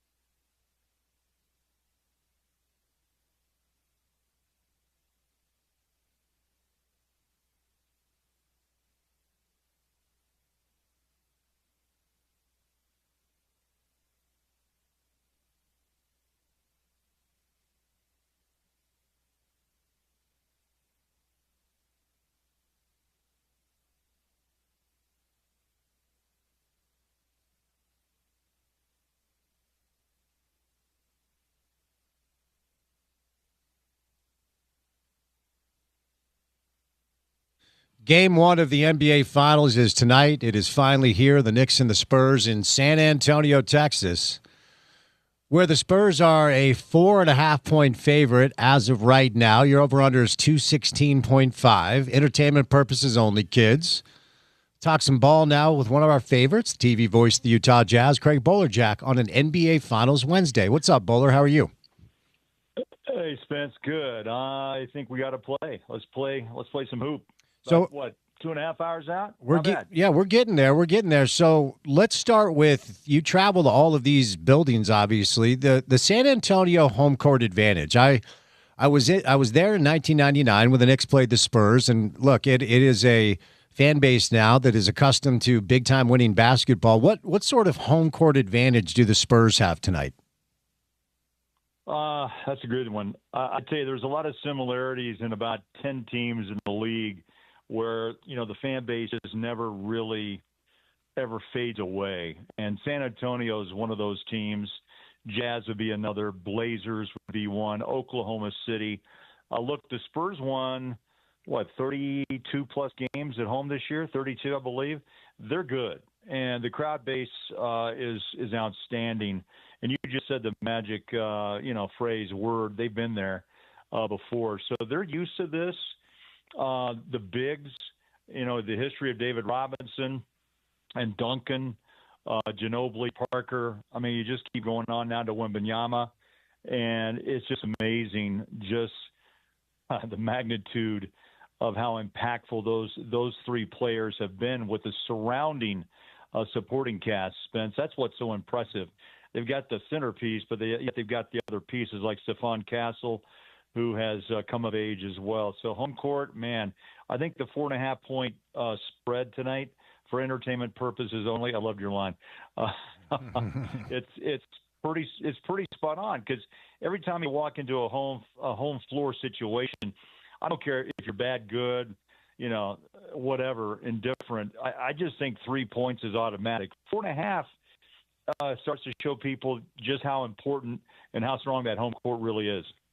So when it comes to the Victor Wembanyama experience, Craig, obviously it's no longer, okay, it might be his league at some point. He's here now. I mean, he leads his team into a hostile environment in Oklahoma City, and they win a Game 7 in a Western Conference Finals over the defending champs. Now, to be fair to OKC, Chet did not want to play. He told us early, I'm out. Okay, I can't do this, and he was not ready.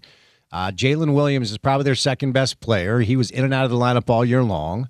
And then A.J. Mitchell, who has turned into a good piece for them, also was not available. But before we kind of dig into some of the matchups for the finals, what were your thoughts watching this young man do what he did last Saturday night?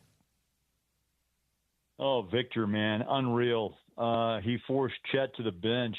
I was shocked that he just sat there, honestly, Spence, because really I thought Oklahoma City, despite the injuries you just mentioned, still the deepest, and I thought mentally tough, team in the league. I think they showed, as difficult as we know, to get there once, to get there twice is unbelievable. To get there 3 times and win is even beyond belief, but it's happened. And it just shows you, I think, where Victor is right now, to go on the road, win 2 straight home and away, to put that series away on the floor of the defending NBA champions and a 2-time MVP. I think, it says a lot. And for Chet not to be a part of it down the stretch, it just shows you also Wembanyama's impact he's having and how much, he's taken off, Spence. Even since All-Star break, I think he's a totally different player than what I saw earlier in the season. Confidence sky high, really good free throw shooter. You put him on the line, 80+%, shoots 50+ from the floor, and his rebounding skills are outrageous. Offensive rebounds outrageous. Block shot, they're looking at themselves in kind of a strange way. What was is no longer. Now the Spurs are on their center stage, and they're playing the Knicks. And Spence, let's be honest. The Knicks, New York will go crazy if New York finds their way into a championship. It's been a long, long time. They've got some pieces, but they're going to have to work hard to slow Wembanyama and company. San Antonio is 39-5 in their last 44 games when Wembanyama plays more than 20 minutes. Wow. Wow. Yeah, it's just Yeah. it's ridiculous, Dominance, right? Yeah. Yeah. So when it comes, Just dominance. yeah, yeah. So when it comes to what you've seen, again, as a guy that calls these games and sees it up close, if you're New York, what are you trying to do to neutralize him? What have you seen that's worked to at least just limit him? Because I was talking about this last segment. I feel now that he is, and I thought it was going to take a couple more years for him to get here because pro basketball is something that takes most players a lot of time to acclimate to. But even the things you heard early on, like when the tape would surface of him as a young player and he's dribbling it on the perimeter, you're thinking like he can't do that in the NBA because he's dribbling it too high. Like he's going to get the ball taken from him. And early on, he did. There were players that were able to take advantage of the fact that he's 7'6" and the ball's in the air for so long, so they go steal it from him. But he's adjusted to that. So I'm to the point now where I'm just expecting 25, 15, and 3 like every night from him. He's kind of entered that territory where you feel like he's going to get his no matter what. But what's New York going to try to do to at least limit how dangerous he can be? Spence, I'd say I still think they're talking about it in the locker room right now, to be honest. I mean, every team has tried to figure that out this year. Karl Anthony Towns, I think you'll agree, plays a huge role in this defensive scheme of the Knicks. He's going to have to play and stay out of foul trouble. That's the key, as good as he's ever played. Because I think once he gets past the free throw line, Victor is unstoppable. And we've watched him do that. His length is incredible. His rebounding skills, outrageous. And the way he follows a missed shot to the rim, there's no one in his airspace or the length that he possesses. And that's what makes it so difficult. My thought is the only way maybe to slow him down is to keep him outside on the perimeter. If he beats you by the 3, then so be it. Can you not? And don't foul him because he's better than that. He's 82. I'm looking right now. He's 82.7% free throw percentage. For a big guy, that's outrageous because a lot of bigs struggle from the stripe, not Victor. So I think Cat, they have to show more than one player who that will be intriguing tonight. You can't put all the pressure on Brunson. He's special, but yet it's going to be difficult for him to do what he does, and that's, use dribble, the drive, his body, separate, especially with Wembanyama in the game. It's going to be interesting to see what kind of game plan New York has. So we were talking about this earlier, excuse me, and I was surprised when I went back last night and looked at the regular season stuff. New York. So New York won 2 of 3 games against the Spurs in the regular season, including the NBA Cup final, which is not supposed to count, but we do have the ability to look it up to understand what happened. So, there's some data there. Stephon Castle guarded Cat, and Wembanyama guarded Josh Hart for the most part. Because what they want to do is they want to invert their defense, San Antonio does, to keep him close to the basket. But you referenced Brunson. And De'Aaron Fox was the primary defensive player on Jalen Brunson during the regular season. Look, it's always hard to analyze a playoff series by looking at the regular season because it's almost like it's 2 different sports. I mean, the officiating is different. The game is slowed down. There are fewer possessions, and it's not necessarily a helter-skelter pace. But the Knicks have been able to play very fast with an offensive rating of 123.3 in the playoffs. That would be ridiculous in the regular season, let alone the playoffs. So I'm thinking number's crazy, Spence. Yeah. So I'm thinking Mitch Johnson puts Castle on Brunson, even though we didn't see that during the regular season. Tell me what you think. No, it could be. I think you're going to see a lot of different combos tonight where you kind of test and see how the reaction is. Is everything written in stone? No. Do you rotate? Maybe. Are you going to play physical with Brunson? Keep him from driving? Do you put 2, show 2? I mean, I think Cat again is going to help. His body size allows Brunson to kind of roam behind and then roll left or right. He's terrific with the dribble. Brunson again, gosh, he's the key, and I think Towns just has to help him. And then on the other end with Wembanyama. Castle, don't you agree? I think Castle again, and like Wembanyama, since the last 30 games of the regular season, just another level in their progress. And as a team, they've all followed. And I think that's why they're there. That's why they are playing in the NBA Finals tonight. There were some nights that Wemby seemed to be a little bit checked out and maybe sometimes frustrated. Calls wouldn't go his way, didn't get a lot of shots off. And that sometimes still with his youth maybe plays into his head a little bit. But I still think he's come, so far in a short period of time. And his confidence is about as high as it can be right now. He feels good about who he is and how far he's come. Really interested to watch the first 5 minutes tonight, Craig, because New York's been chilling. Yeah. They've just been hanging out. Obviously they've been practicing and they've been making sure that they're staying in shape, but they haven't played in a minute. And even prior to the Cavs series, they were hanging out after smoking Philly. So you've got this dynamic where San Antonio is coming off this historic, emotional Saturday night win, and then New York has just been kind of hanging out for basically 10 or 11 days. Who do you give that advantage to? The team that's just been hanging out and chilling, or the team that is coming off a historic win? Because there is a chance this young San Antonio team has a bit of a hangover from a historic night. I don't think Wemby does. I think that kid's locked in no matter what. But advantage New York resting, advantage San Antonio in form. Spence, I'm glad you brought this up. Do you remember what happened after the Jazz swept the Lakers? I believe it was a 10-day I think it was a 10-day period back in the day with Malone and Stockton. 99, maybe it was. I'm trying to remember when, during the strike-shortened season, and the Jazz had time to just sit and watch and rest. And everyone thought, how will that impact this team? Well, it didn't impact them all that well. I think rest is overrated this time of year. You get a couple of days, and I think you're ready. I think the Spurs come in, I think, with more swagger is the word, I guess, that comes to mind first. And, you sit around for a while, and sometimes, again, you've got to keep the noise out. And obviously a lot of noise in New York, media, fans, all the above, and the people that you may be around. And I think sometimes the advantage goes to the team that just continues to be on a roll. And again, New York was on one, right, until they won the East, and now they've just had to kind of slow it down. And I'd say the biggest challenge, right, is to keep them engaged, get them into the gym and work. But I think if I'm right, I'm just remembering, if I'm not mistaken, the Jazz had a multitude of days off during a playoff run, and it just didn't really bode all that well. So again, I think the Spurs, you bring up the point about a hangover, but that's where coaching comes in.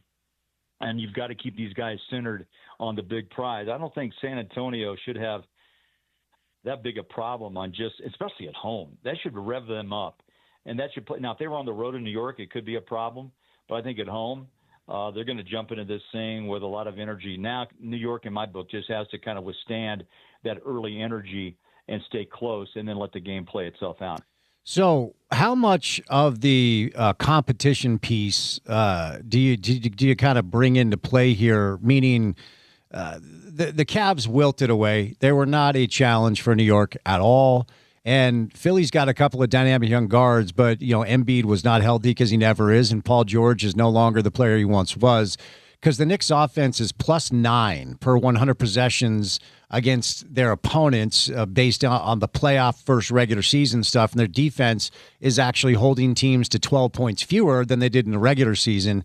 San Antonio's +5, and their defense is basically holding teams to 11 points fewer than they did during the regular season. But San Antonio just came off a really difficult series against the defending champs, and there is a case to be made that New York's competition level isn't necessarily something that may have prepared them for this moment. Yeah. That's an interesting point, too, because the way that the talk is in the league is that the West is the best.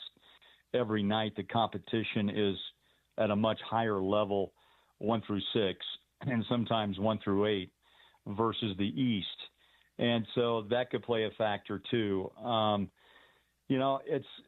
me, it's New York, the hype is high, and you're connected, Spence. I can't imagine the people you talked to in the last week about just Knicks fans and where they are right now. But again, you have to just not overplay it if you're a Knick. And Brunson, I think, has to be the balancing act here to bring them kind of back, and refocus. I just don't know the defense still. You got me on this defensive, kind of thing a minute ago about what they do with Towns. I think it's foul trouble would be concerning if I'm New York and putting Wemby on the free throw line and taking the big off the floor, and then have to maybe play some small ball. Then Castle plays a big factor too. The guy is a defensive nightmare too, over 2+ steals a game. So, this one's tough to call, but I think, with if you're looking at a 7-game series, home court could be the deciding factor. And tonight they could jumpstart a pretty good run to a title tonight. So my ESPN stats and info, they've gotten back to me, and our ESPN stats and info is just Porter. It's a one-man group. After sweeping the Lakers, the Jazz split the first 2 games, but then in Game 3, Craig, as you remember, they scored 54 points. And I can remember watching that game going like, dude, this is, man, that was as bad of a playoff performance as I had ever seen. So, your point stands. Yeah. I think you can get complacent. It's kind of human nature. Time off you think is a good thing, but I think you lose focus, and that's where I would be tonight with the Knicks. You said it. The first 3 to 5 minutes of this game will be telling to see not only the attitude, what type of, shape, you're still in. I mean, it's a rigorous 3 months of playoff basketball after 82 in preseason. So that comes into play. The energy that's expelled in those first 5 minutes, I mean, you're riding an adrenaline high that's probably, you can't match it unless you live it. So that'll play a factor too. So I think if you survive the onslaught of the Spurs fan base, Wemby, if he opens up with a 3 and the crowd goes wild, and Brunson, I think I look to say, okay, calm it all down, but it may take a while. They may have to play from behind, but I tell you, I've watched Brunson a lot of years. The guy is special. You have to be when you're a 6-footer, right, in this league. And he's a bulldog on both ends of the floor. Doesn't hesitate to take the shot when needed. But you got to be close for him to be that impactful, right? But Wemby right now, I tell you, he's ruling the roost. And Stephon Castle is a great combination of those two right now are kind of taking the NBA by storm. But again, anybody listening and watching tonight, just see how New York comes out defensively, and then just see how they handle the excitement and the adrenaline of Spurs fans, because it's going to be real. It's going to be heavy. To be so bold as to give me your pick. What's your gut tell you? Who wins the championship this year? I tell you, I would not have picked the Spurs earlier. I picked Oklahoma City. I thought they were the best team. Some injuries derailed them. I was stunned that Chet was basically outplayed and lost confidence. That's going to be a big issue for OKC. But at the very moment right now, with the momentum going, I would take the San Antonio Spurs. Can they do it in 5? Maybe. Doubtful. They could use Game 7 to make it happen. But tonight has to be kind of it has to be the one that I judge a barometer of what's going to happen. And I know there's a lot of things can happen in between, but those first 2 games in San Antonio, man, you can get behind quick. I don't care what the Garden is about, because it's a beautiful place to play, as you know. But, man, playing from behind is difficult against San Antonio, especially with Wemby. But I'll take the Spurs. Are you ready for me to tell you why Jazz fans should be cheering for the Knicks? Yes. Okay. Here's the deal. So, John Hollinger calls it the, quote, bunch of good players roster. And, quote, bunch of good players rosters don't necessarily win NBA championships, because pretty much since 1980, the team that has won the title has had Michael, Magic, Larry, modern-day Jokic, Giannis, SGA. Wembanyama is on that level, okay? There's nobody on the New York Knicks that is on that level. And the only team that we really point to as a, quote, bunch of good players roster that has won a championship is Detroit in 2004. Indiana almost did it last year. Sacramento in 2002. A few other examples of teams that have made it to the finals. But even when the Jazz got to the finals and didn't win it, they had John and Carl. there's nobody on the Jazz roster that, like, when we see the preseason NBA rank come out, whether it's ESPN or The Athletic or whoever, Lowry might be 22, 23. Jaren Jackson Jr. might be 21.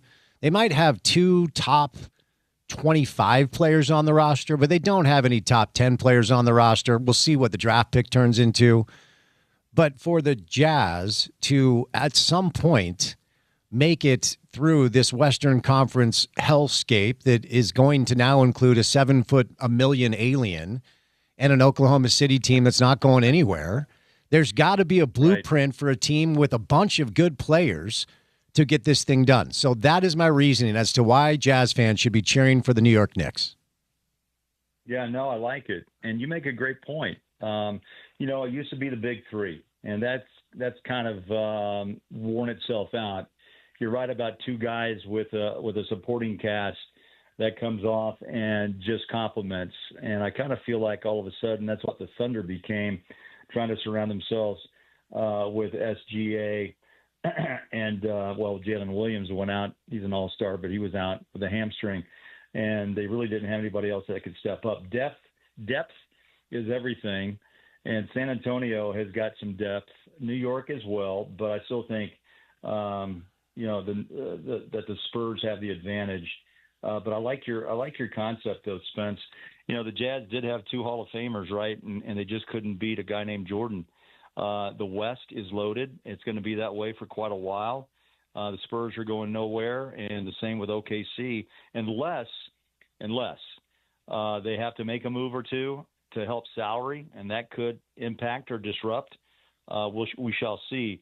Every team who wins, it seems, always runs into the same problem. I want to be paid, and they only can pay so much before going on to the aprons. And that's what's intriguing too, is what they'll do in OKC under great management, by the way, to quell that and still put a championship level team on the floor. Don't count Denver out.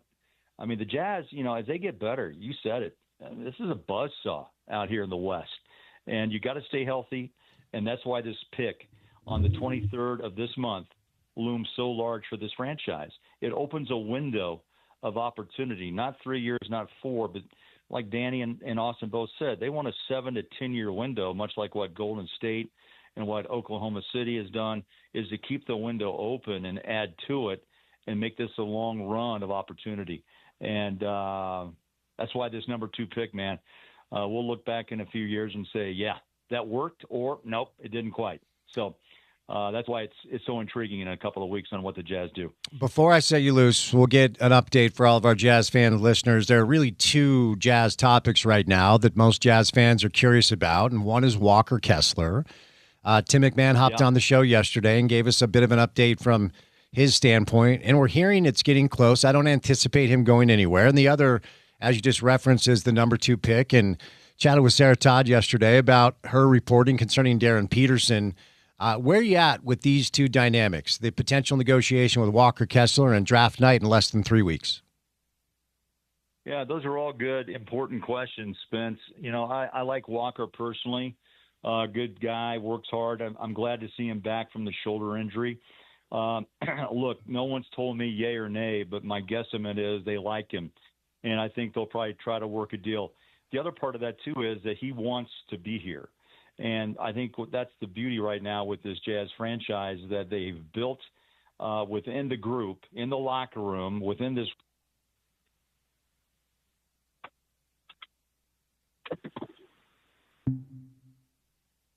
Craig? He definitely dropped.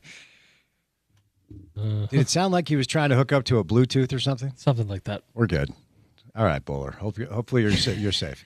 It sounded like maybe he accidentally hooked up to like a Bluetooth speaker in his house or something. Well, and then that sounds like a water droplet. Yeah, that's our disconnect. So all right, fair enough. We'll let him go. Appreciate Craig's time. I want to tell you about a new client on the show, new-ish. You may have heard me talking about Game Day Men's Health, but let's bottom line it. It's June. Did you set a resolution or a goal, or what do they call it these days? What do the kids call it? What are they calling it? It's not a resolution anymore. It's a intention. Intention. Yeah, that's what it is. You Gen Zer. Did you set an intention, puke, to get in better shape? Bottom line. That's the bottom line. How's it going after 6 months? Well, if you need a little help, you should take advantage of our friends at Game Day Men's Health and the great offer they have for you. And I'll just tell you real quick, I still caught a resolution because I'm old. A couple of years ago, I'm like, I'm going to do the thing. I'm going to get in shape. I'm finally going to do it. I'm going to cut out some vices, improve my habits, eat better, go to the gym, do all the things. And after a few months, I just was in a spot where I was frustrated because of the lack of progress. And I had a friend ask me if I'd ever supplemented testosterone before, which I had not. Well, went over to Game Day Men's Health, went through their process, and they're giving you the same deal they give me. You should go through this process if you're finding it problematic or difficult or hard to get back into shape. Your libido might be low, and therefore your wife might be unentertained. We'll leave that there. This helps with that too. So the process is the following. You go in for a free consultation, which is, as I say every day, just do that for sure because it's free with no obligation. And they're going to take a little bit of blood work. Then they're going to go over your levels with you. They're going to show you where you're doing well. Then they're going to show you where you might need a little help, okay? So for me, that was testosterone. Got on some testosterone supplementation with them, and then I utilized some of their peptides. They also have the weight loss stuff, semaglutide, tirzepatide, all that stuff. And then within, a matter of a few weeks, I had made more progress than I had in the months prior to. It's a no-brainer, but here's what makes it an absolute no-brainer and makes it very affordable. 50% off your entire membership for the year if you tell them you heard me talking about it on the show. So here's what you do. Right now, pull up the phone, or if you're at your laptop, go to GameDayMen'sHealth.com, schedule your consultation, Cottonwood Heights and Bountiful. Tell them you heard me talking about it on the show, and if you decide to sign up for the program, they're going to give you 50% off your entire year membership. You'll get back in shape. You won't be the dad that's at the pool with the T-shirt on. Your partner will be very, very grateful. It's our good friends at Game Day Men's Health. We'll catch a break. Coming up next, some Utah football with Sammy Mora. Then we'll get to the 5 o'clock hour of the show and say goodnight at 6 on ESPN 700.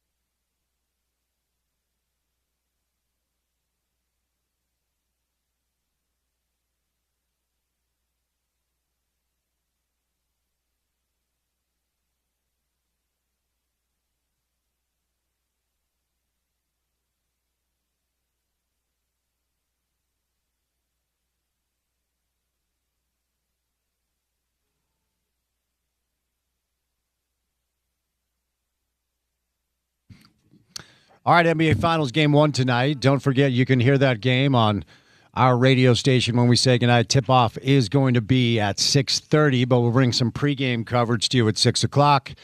The Smashing Pumpkins are taking over the Delta Center on October the 29th. Tune in to the Sean O'Connell Show this week for your chance to score a pair of tickets. And on a Wednesday afternoon, let's talk some Utes. Sammy Mora from Ute Zone. Happy Wednesday, Sammy. How are you? I'm doing great, Spence. How are you? I'm well. I understand you have a rather sizable, notable announcement at the as far as the new home of Ute Zone. The floor is yours. What's going on now? For sure. As of Monday, I lost my days for half a second there, but as of Monday, utezone.com is now a part of the On3 and Rivals network. So we took the site, moved it over from 24/7 to On3. It's the same staff that you guys have known and loved for the last few years. Myself, Dan Sorensen, Dawson Jans, John Leone. Same great group of people, but now just a new home. And, we're so excited, super grateful, and looking forward, and so excited to be a part of this new network. We're reunited with a bunch of people that used to be with 24/7, but moved on to On3. Brandon Huffman, Greg Biggins, a couple of the national football recruiting analysts. So we're super excited to be over on that new network, and we're running a massive 75% off for your first year promo if you sign up today. Today's the last day, so if you want to get in and join one of the greatest Utah football communities and Utah athletics communities as that, you should come join us over at Ute Zone. I'm kind of partial to it. I love it. I love it over here. I love our subscribers. So yeah. So where exactly, Sammy, can they go to take advantage of the deal? So if you follow me on Twitter, new Twitter handle at @_Mora on3, I have the link over there. You can also just go type in utezone.com, and it should take you to our front page on the Rivals website and On3. And there's a little button that says sign up now today, 75% off your first year. There you go. Good stuff. Congratulations on the move. Exciting things ahead. June, Sammy, for most college football fans is kind of a quiet time, but for the recruiting trail, it's one of the biggest months of the calendar year. Any updates on where we're at with Utah football recruiting right now? So obviously, I think the biggest thing is Utah landed an offensive lineman commit last night, Cyrus Stewart out of Arizona. He was part of that 11 players that came out to visit Utah last weekend. So the last weekend was the first big weekend of official visit season, and Sire was the first one to pull the trigger. But, that's probably the biggest news. Tiki Teeples, I know he's someone that we've talked about before, longtime defensive tackle commit.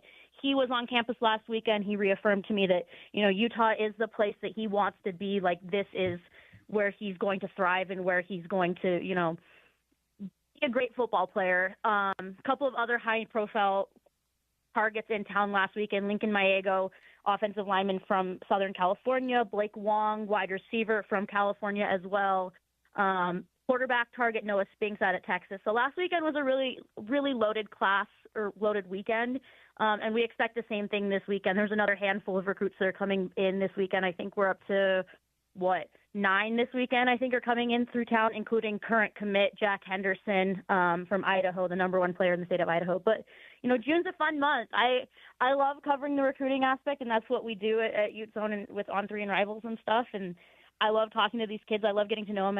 I love learning about, what they need to do or where they want to go and what is impacting these decisions and stuff. And so I love making these relationships with these kids and stuff. But June's fun. It's just gonna keep getting better. This weekend has the potential to be a really, really, really fun one. What have you learned about the new coaching staff as far as their pitch to get young men to want to play at the University of Utah, whether it's on the recruiting trail for high schoolers or the transfer portal? I think Whit was here for so long. We just become accustomed to some of that messaging and the energy that he decided to utilize to try to get players here. What are the differences as you've covered Morgan and his staff as far as their messaging?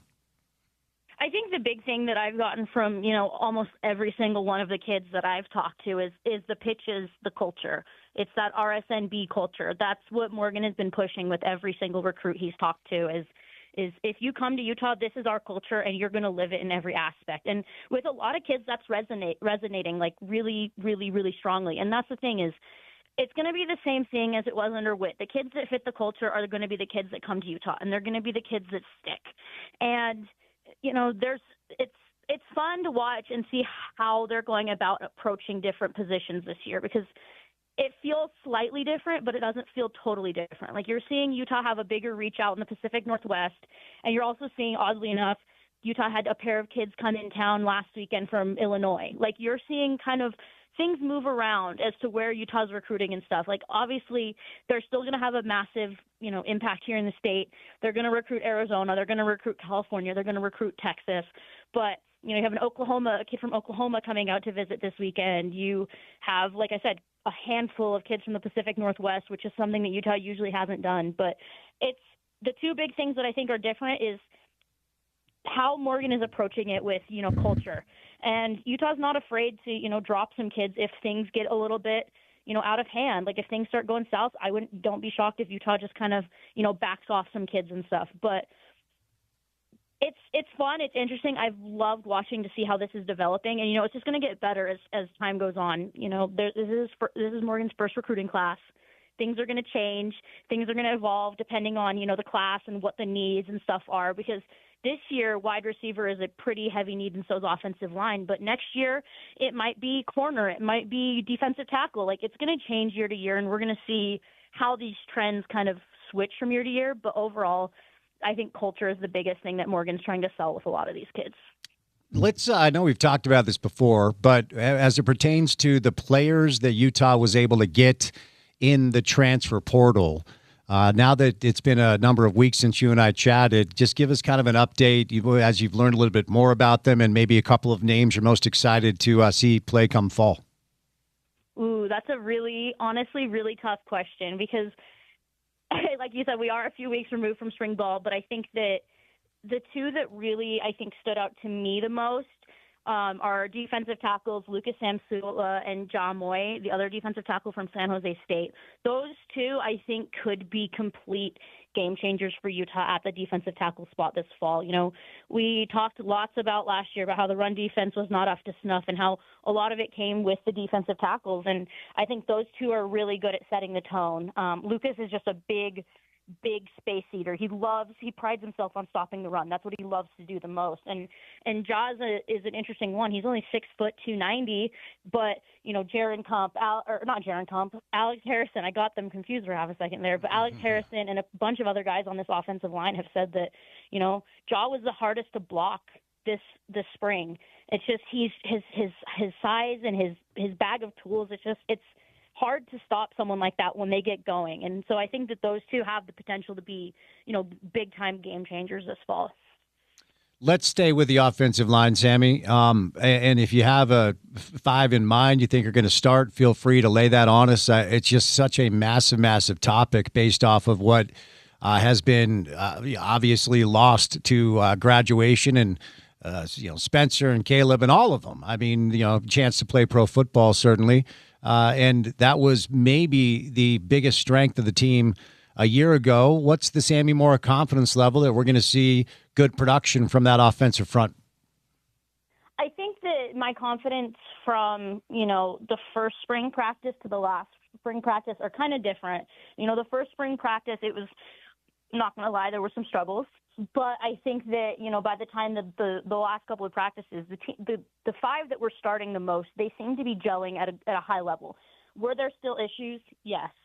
But I think that I'm not on a scale of 1 to 10, like 10 being like, oh, it's last year's offensive line, and then 1 being like this offensive line I am terrified of. I would put it somewhere in the 5 to 6 range right now.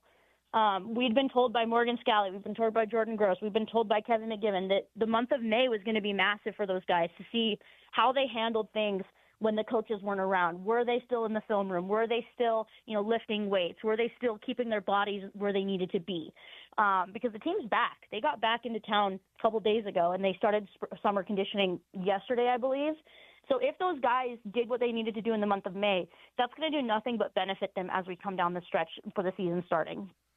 Devin, did they do it? Oh, sorry, go ahead. I don't know, but we'll see. No, you're good. But did they do it? I don't know. We'll see how it shakes out. But I think there's a lot of talent on this offensive line, and there's a lot of experience. Not starting experience, but with how many games Utah blew out the other team last year, there's a lot of guys who got a lot of reps, and that's gonna pay dividends. It's not like this offensive line is starting completely from ground zero. Well, that's good to hear, because I think that's the biggest concern, at least as I talk to youth football fans, that they talk about. So ESPN recently ranked all of the FBS quarterbacks, and Devin Dampier was the number one ranked quarterback in the Big 12. When you look at his numbers, it's hard to look at them and say, okay, you need to be better here or there. I mean, completion percentage of about 64%, 24 touchdown passes, 5 picks, then obviously 10 rushing touchdowns.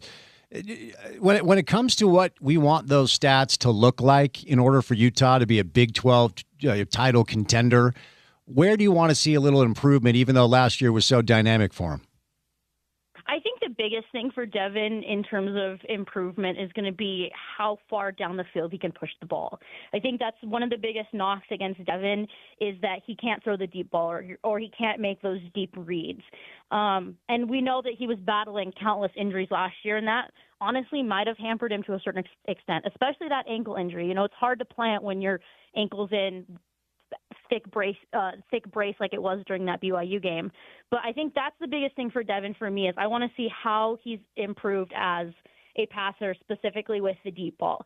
I know that Kevin McGiven and Ryan Gunderson have talked a lot about getting Devin and Bird for that same token more comfortable with reads and making the right reads, whether it's a pre-snap read or a read after the ball is snapped. So I think that if the reads start getting better, I think that should help with his progressions down the field. But if Devin can figure out how to unlock that deep ball, I think that fully rounds him out as a very solid quarterback because we know that Devin can get it done on the ground. We know that Devin, for the most part, makes really smart decisions with the ball. We know that he has that good short to intermediate game. It's just the deep ball that is the one thing that's lacking. And if he can get that unlocked this season, I think that, he probably is a top quarterback in the Big 12. The leading receiver as far as receptions go on Utah's roster next year will be who? Braden Pagan, 100%. I do think that Ricky Johnson could be number 2 along with Kyrie Scholes and Larry Simmons. But I honestly think I've said this over on Utah many times, I think that this is probably one of the best wide receiving rooms Utah has on paper. I always qualify on paper because I know that when the games play, things can look completely different. But on paper, I honestly think this is probably one of the best wide receiver rooms Utah's had in the last 10 years. There's a lot of guys who can do a lot of different things, and it's fun. It's encouraging, especially when we know that McGiven has, more complex route structures, more things that are going to be a little bit different and a little bit harder for defenses to scheme against.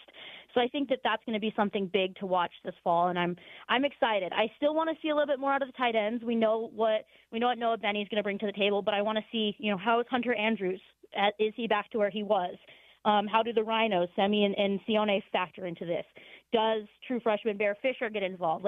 There's still some questions in the passing game, but I honestly think that Braden Pagan is probably going to be, one of the leading receivers this season. He had 900 receiving yards last year with Bryson Barnes as his quarterback. And if Devin can do a little bit more than what Bryson can do, I think that maybe BP's pushing 1,000 yards, but I don't want to get that bold this early. Do you think he also leads the team? So both receptions and receiving yards, would you say he leads them in both? But I do like the fact that there's not just one wide receiver that teams can key in on. I think that's something that this Utah offense hasn't had in a long time. Because you have BP, like I mentioned, you have Kyrie, you have Ricky, I didn't mention Creed, you have Zip, Dadrian Zipper. There's a lot of guys in this wide receiver room, and it's going to be fun. And you add in the tight ends and the Rhinos, and there's an added effort to throw the ball to the running backs. There's a lot of guys who can catch the ball, and so I think it's going to be really fun to watch. What do you think will be different schematically, offensively, under Kevin McGiven as opposed to what we saw a year ago? I think the biggest thing is going to be those route structures on those passing downs. I think there's going to be a lot more versatility in different ways that they're going to put guys in a position to get the ball. And I think that's something that this team, last year's team, I'm not going to say lacked creativity. There was a lot of really good things that Jason Beck ran for Utah. But from what we saw in spring, I really like what I've seen with McGiven and how he puts guys in different positions to succeed. So I think I'm trying to say what I want to say without giving away all of the bacon at this point, but I think that there's some fun things with the route trees and the route concepts and stuff that I think fans are going to like. Sammy, I want all the bacon. We want all the bacon on the show. You know that. Oh, I know that, but I gotta save some of that bacon for the subscribers over at Ute Zone. Fair enough. Hey, before I set you loose, I still feel like Tech has deserved the benefit. They deserve the benefit of the doubt. They've earned the benefit of the doubt as the favorite in this conference. But the Brendan Sorsby stuff is not nothing. And I'm just to the point where I don't think there's any way that kid plays college football ever again. I cannot see that happening. What does that mean for the ability of Utah to potentially compete for this conference championship? And generally speaking, where do you think they lie just kind of tier-wise in the conference? Well, I think I agree with you. If the NCAA allows him to play, even though he had, how many did it come out? I think they said 15 or 20 gambling things he put against Indiana. I can't remember the number. There were so many numbers. I just don't see him playing. But I do think that Utah is a top 4 team in this conference, and I think that Utah doesn't play Tech this year. They weren't on the regular season, so I think on the schedule. So I think the games that are the most important to determine if Utah's in Arlington in early December is BYU, Arizona, Houston, and TCU. And oddly enough, all 3 of those games are played in a 3.5-4 week span during the season. So there's a lot riding on that little stretch of games that Utah has. And if Utah can go through that stretch 3-0 or 2-1 and win the rest of their games, I honestly think that they are playing in Arlington. But yes, Utah's going to need some balls to bounce the right way. They don't play Arizona State. They don't play Texas Tech. There's a lot of things that are, kind of up in the air this season that I think Utah has had the benefit of the doubt some years. I remember that 2019 year Utah needed, or was it 2021 or 2022? One of those years Utah needed 4 teams ahead of them to lose in the Pac-12 to make it to the title game, and they got all those things to bounce the right way. And Utah's had that favor before, but Utah needs to handle what they can control, which is you need to go out and you need to win every single game, because we learned last year the margin for error in this conference is so small because of how top-heavy this league is. If every team was competitive, you can maybe suffice to drop a game, but with how the Big 12 looks every single year, if you're not 12-0, 11-1, or 10-2, you probably have no chance of making it into the conference title game. And I think that's something that needs to be, acknowledged, is that the margin for error is very, very, very slim this year. One more time for our listeners, for the bacon you did not give us, but we'll give them. Where can they go get the bacon, Sammy? You can find us at our new home on On3 and Rivals at utezone.com. We're running a promotion, 75% off your annual membership. It ends tonight. So come over and join us on the greatest community for Utah fans on the internet. Bunch of recruiting stuff that we've pumped out the last 3 days. I think we're pushing 15, 16 recruiting stories over the last 3 days. We'll have more coming up this weekend after what we expect to be another very heavy visit weekend. You can follow me on Twitter at S_Mora on 3, and you can follow the Ute Zone account on Twitter at Ute Zone. Sammy, thanks so much. Have an excellent week, and we'll get you back soon, okay? Sweet. Thanks, Ben. Sammy Mora, Ute Zone. They have a new home, so definitely go support them. A lot of good Ute football content. Porter, I don't think you're ready for the Brandon Pagan route structures. I don't think you're ready. I'm ready. I've been watching him for years. I don't know. What are your thoughts on the route structures? He is from Cache Valley, by the way. It's Cache Valley. We went over that this week. Are you ready for the route structures? Yeah, he is. To Sammy's credit, that's probably what he does best when it comes to the receiver game. I call him BP. I don't know about you. Yeah. Do I need to drop a spider white banana on you today? I would love to get back into the football film study. Oh, we're getting there. We're getting there. What are we? 90-something days away? I mean, I don't wait. I know most people wait until the season, but you know me. I'm grinding tape all year long. I want to let you know that Scary Movie is coming to theaters on June the 5th, and ESPN 700 wants to send you first. Text MOVIE to 33986 for your chance to score 4 tickets to Scary Movie, starring, I believe, the Wayans brothers still. Shout out to them. All right, 3 hours down, 1 hour to go. Final hour of the program is next on ESPN 700.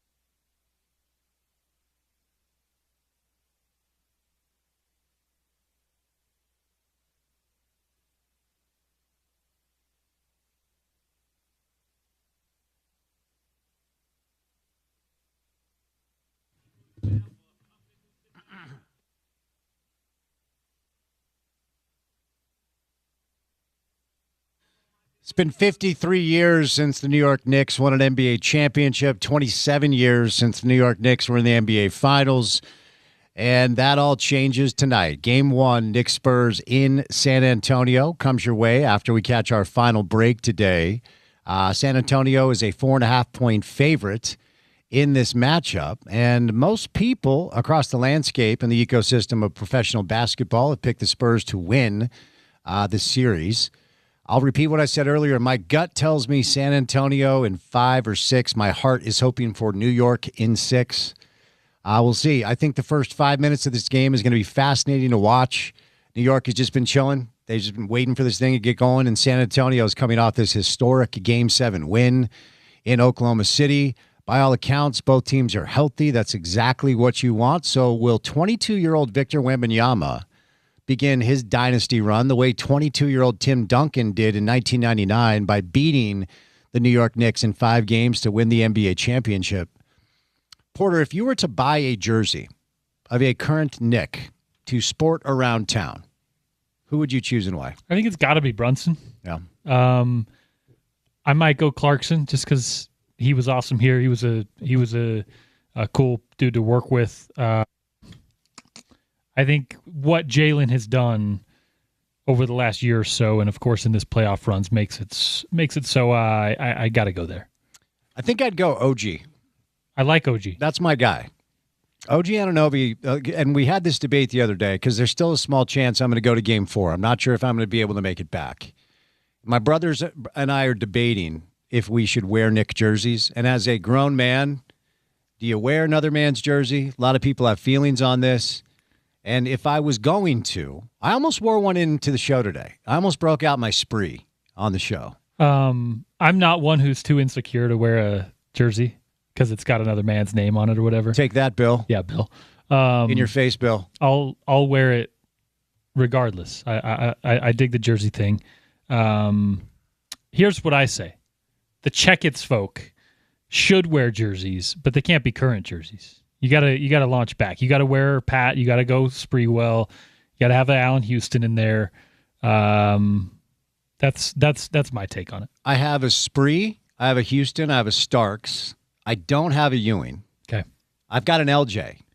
There you go. There's your whole family right there. LJ, Starks, Latrell. Someone get a Patrick jersey and we're good to go. Yeah, I think if I went back to wear an old school jersey, I might sport LJ. Give you a little LJ like I am for our YouTube viewers. Maybe Oak. Oh, I don't have an Oak. You know what we were joking about? Because my dad still talks to Oak all the time. Take him. That's what I'm saying. I mean, we're all probably, as a result of our last name going to be on Dolan's little, weird surveillance, whatever the hell that thing is, the facial recognition thing. I guarantee we're on the list.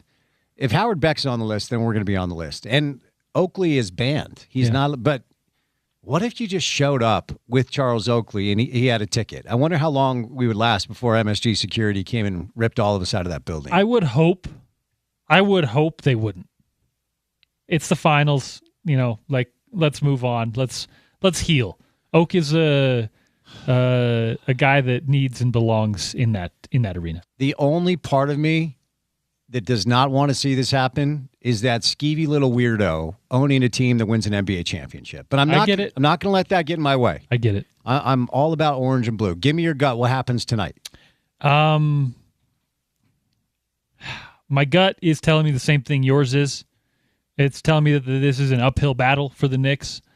But since we're speaking it into the radio, call it a resolution or an intention, manifestation. There you go.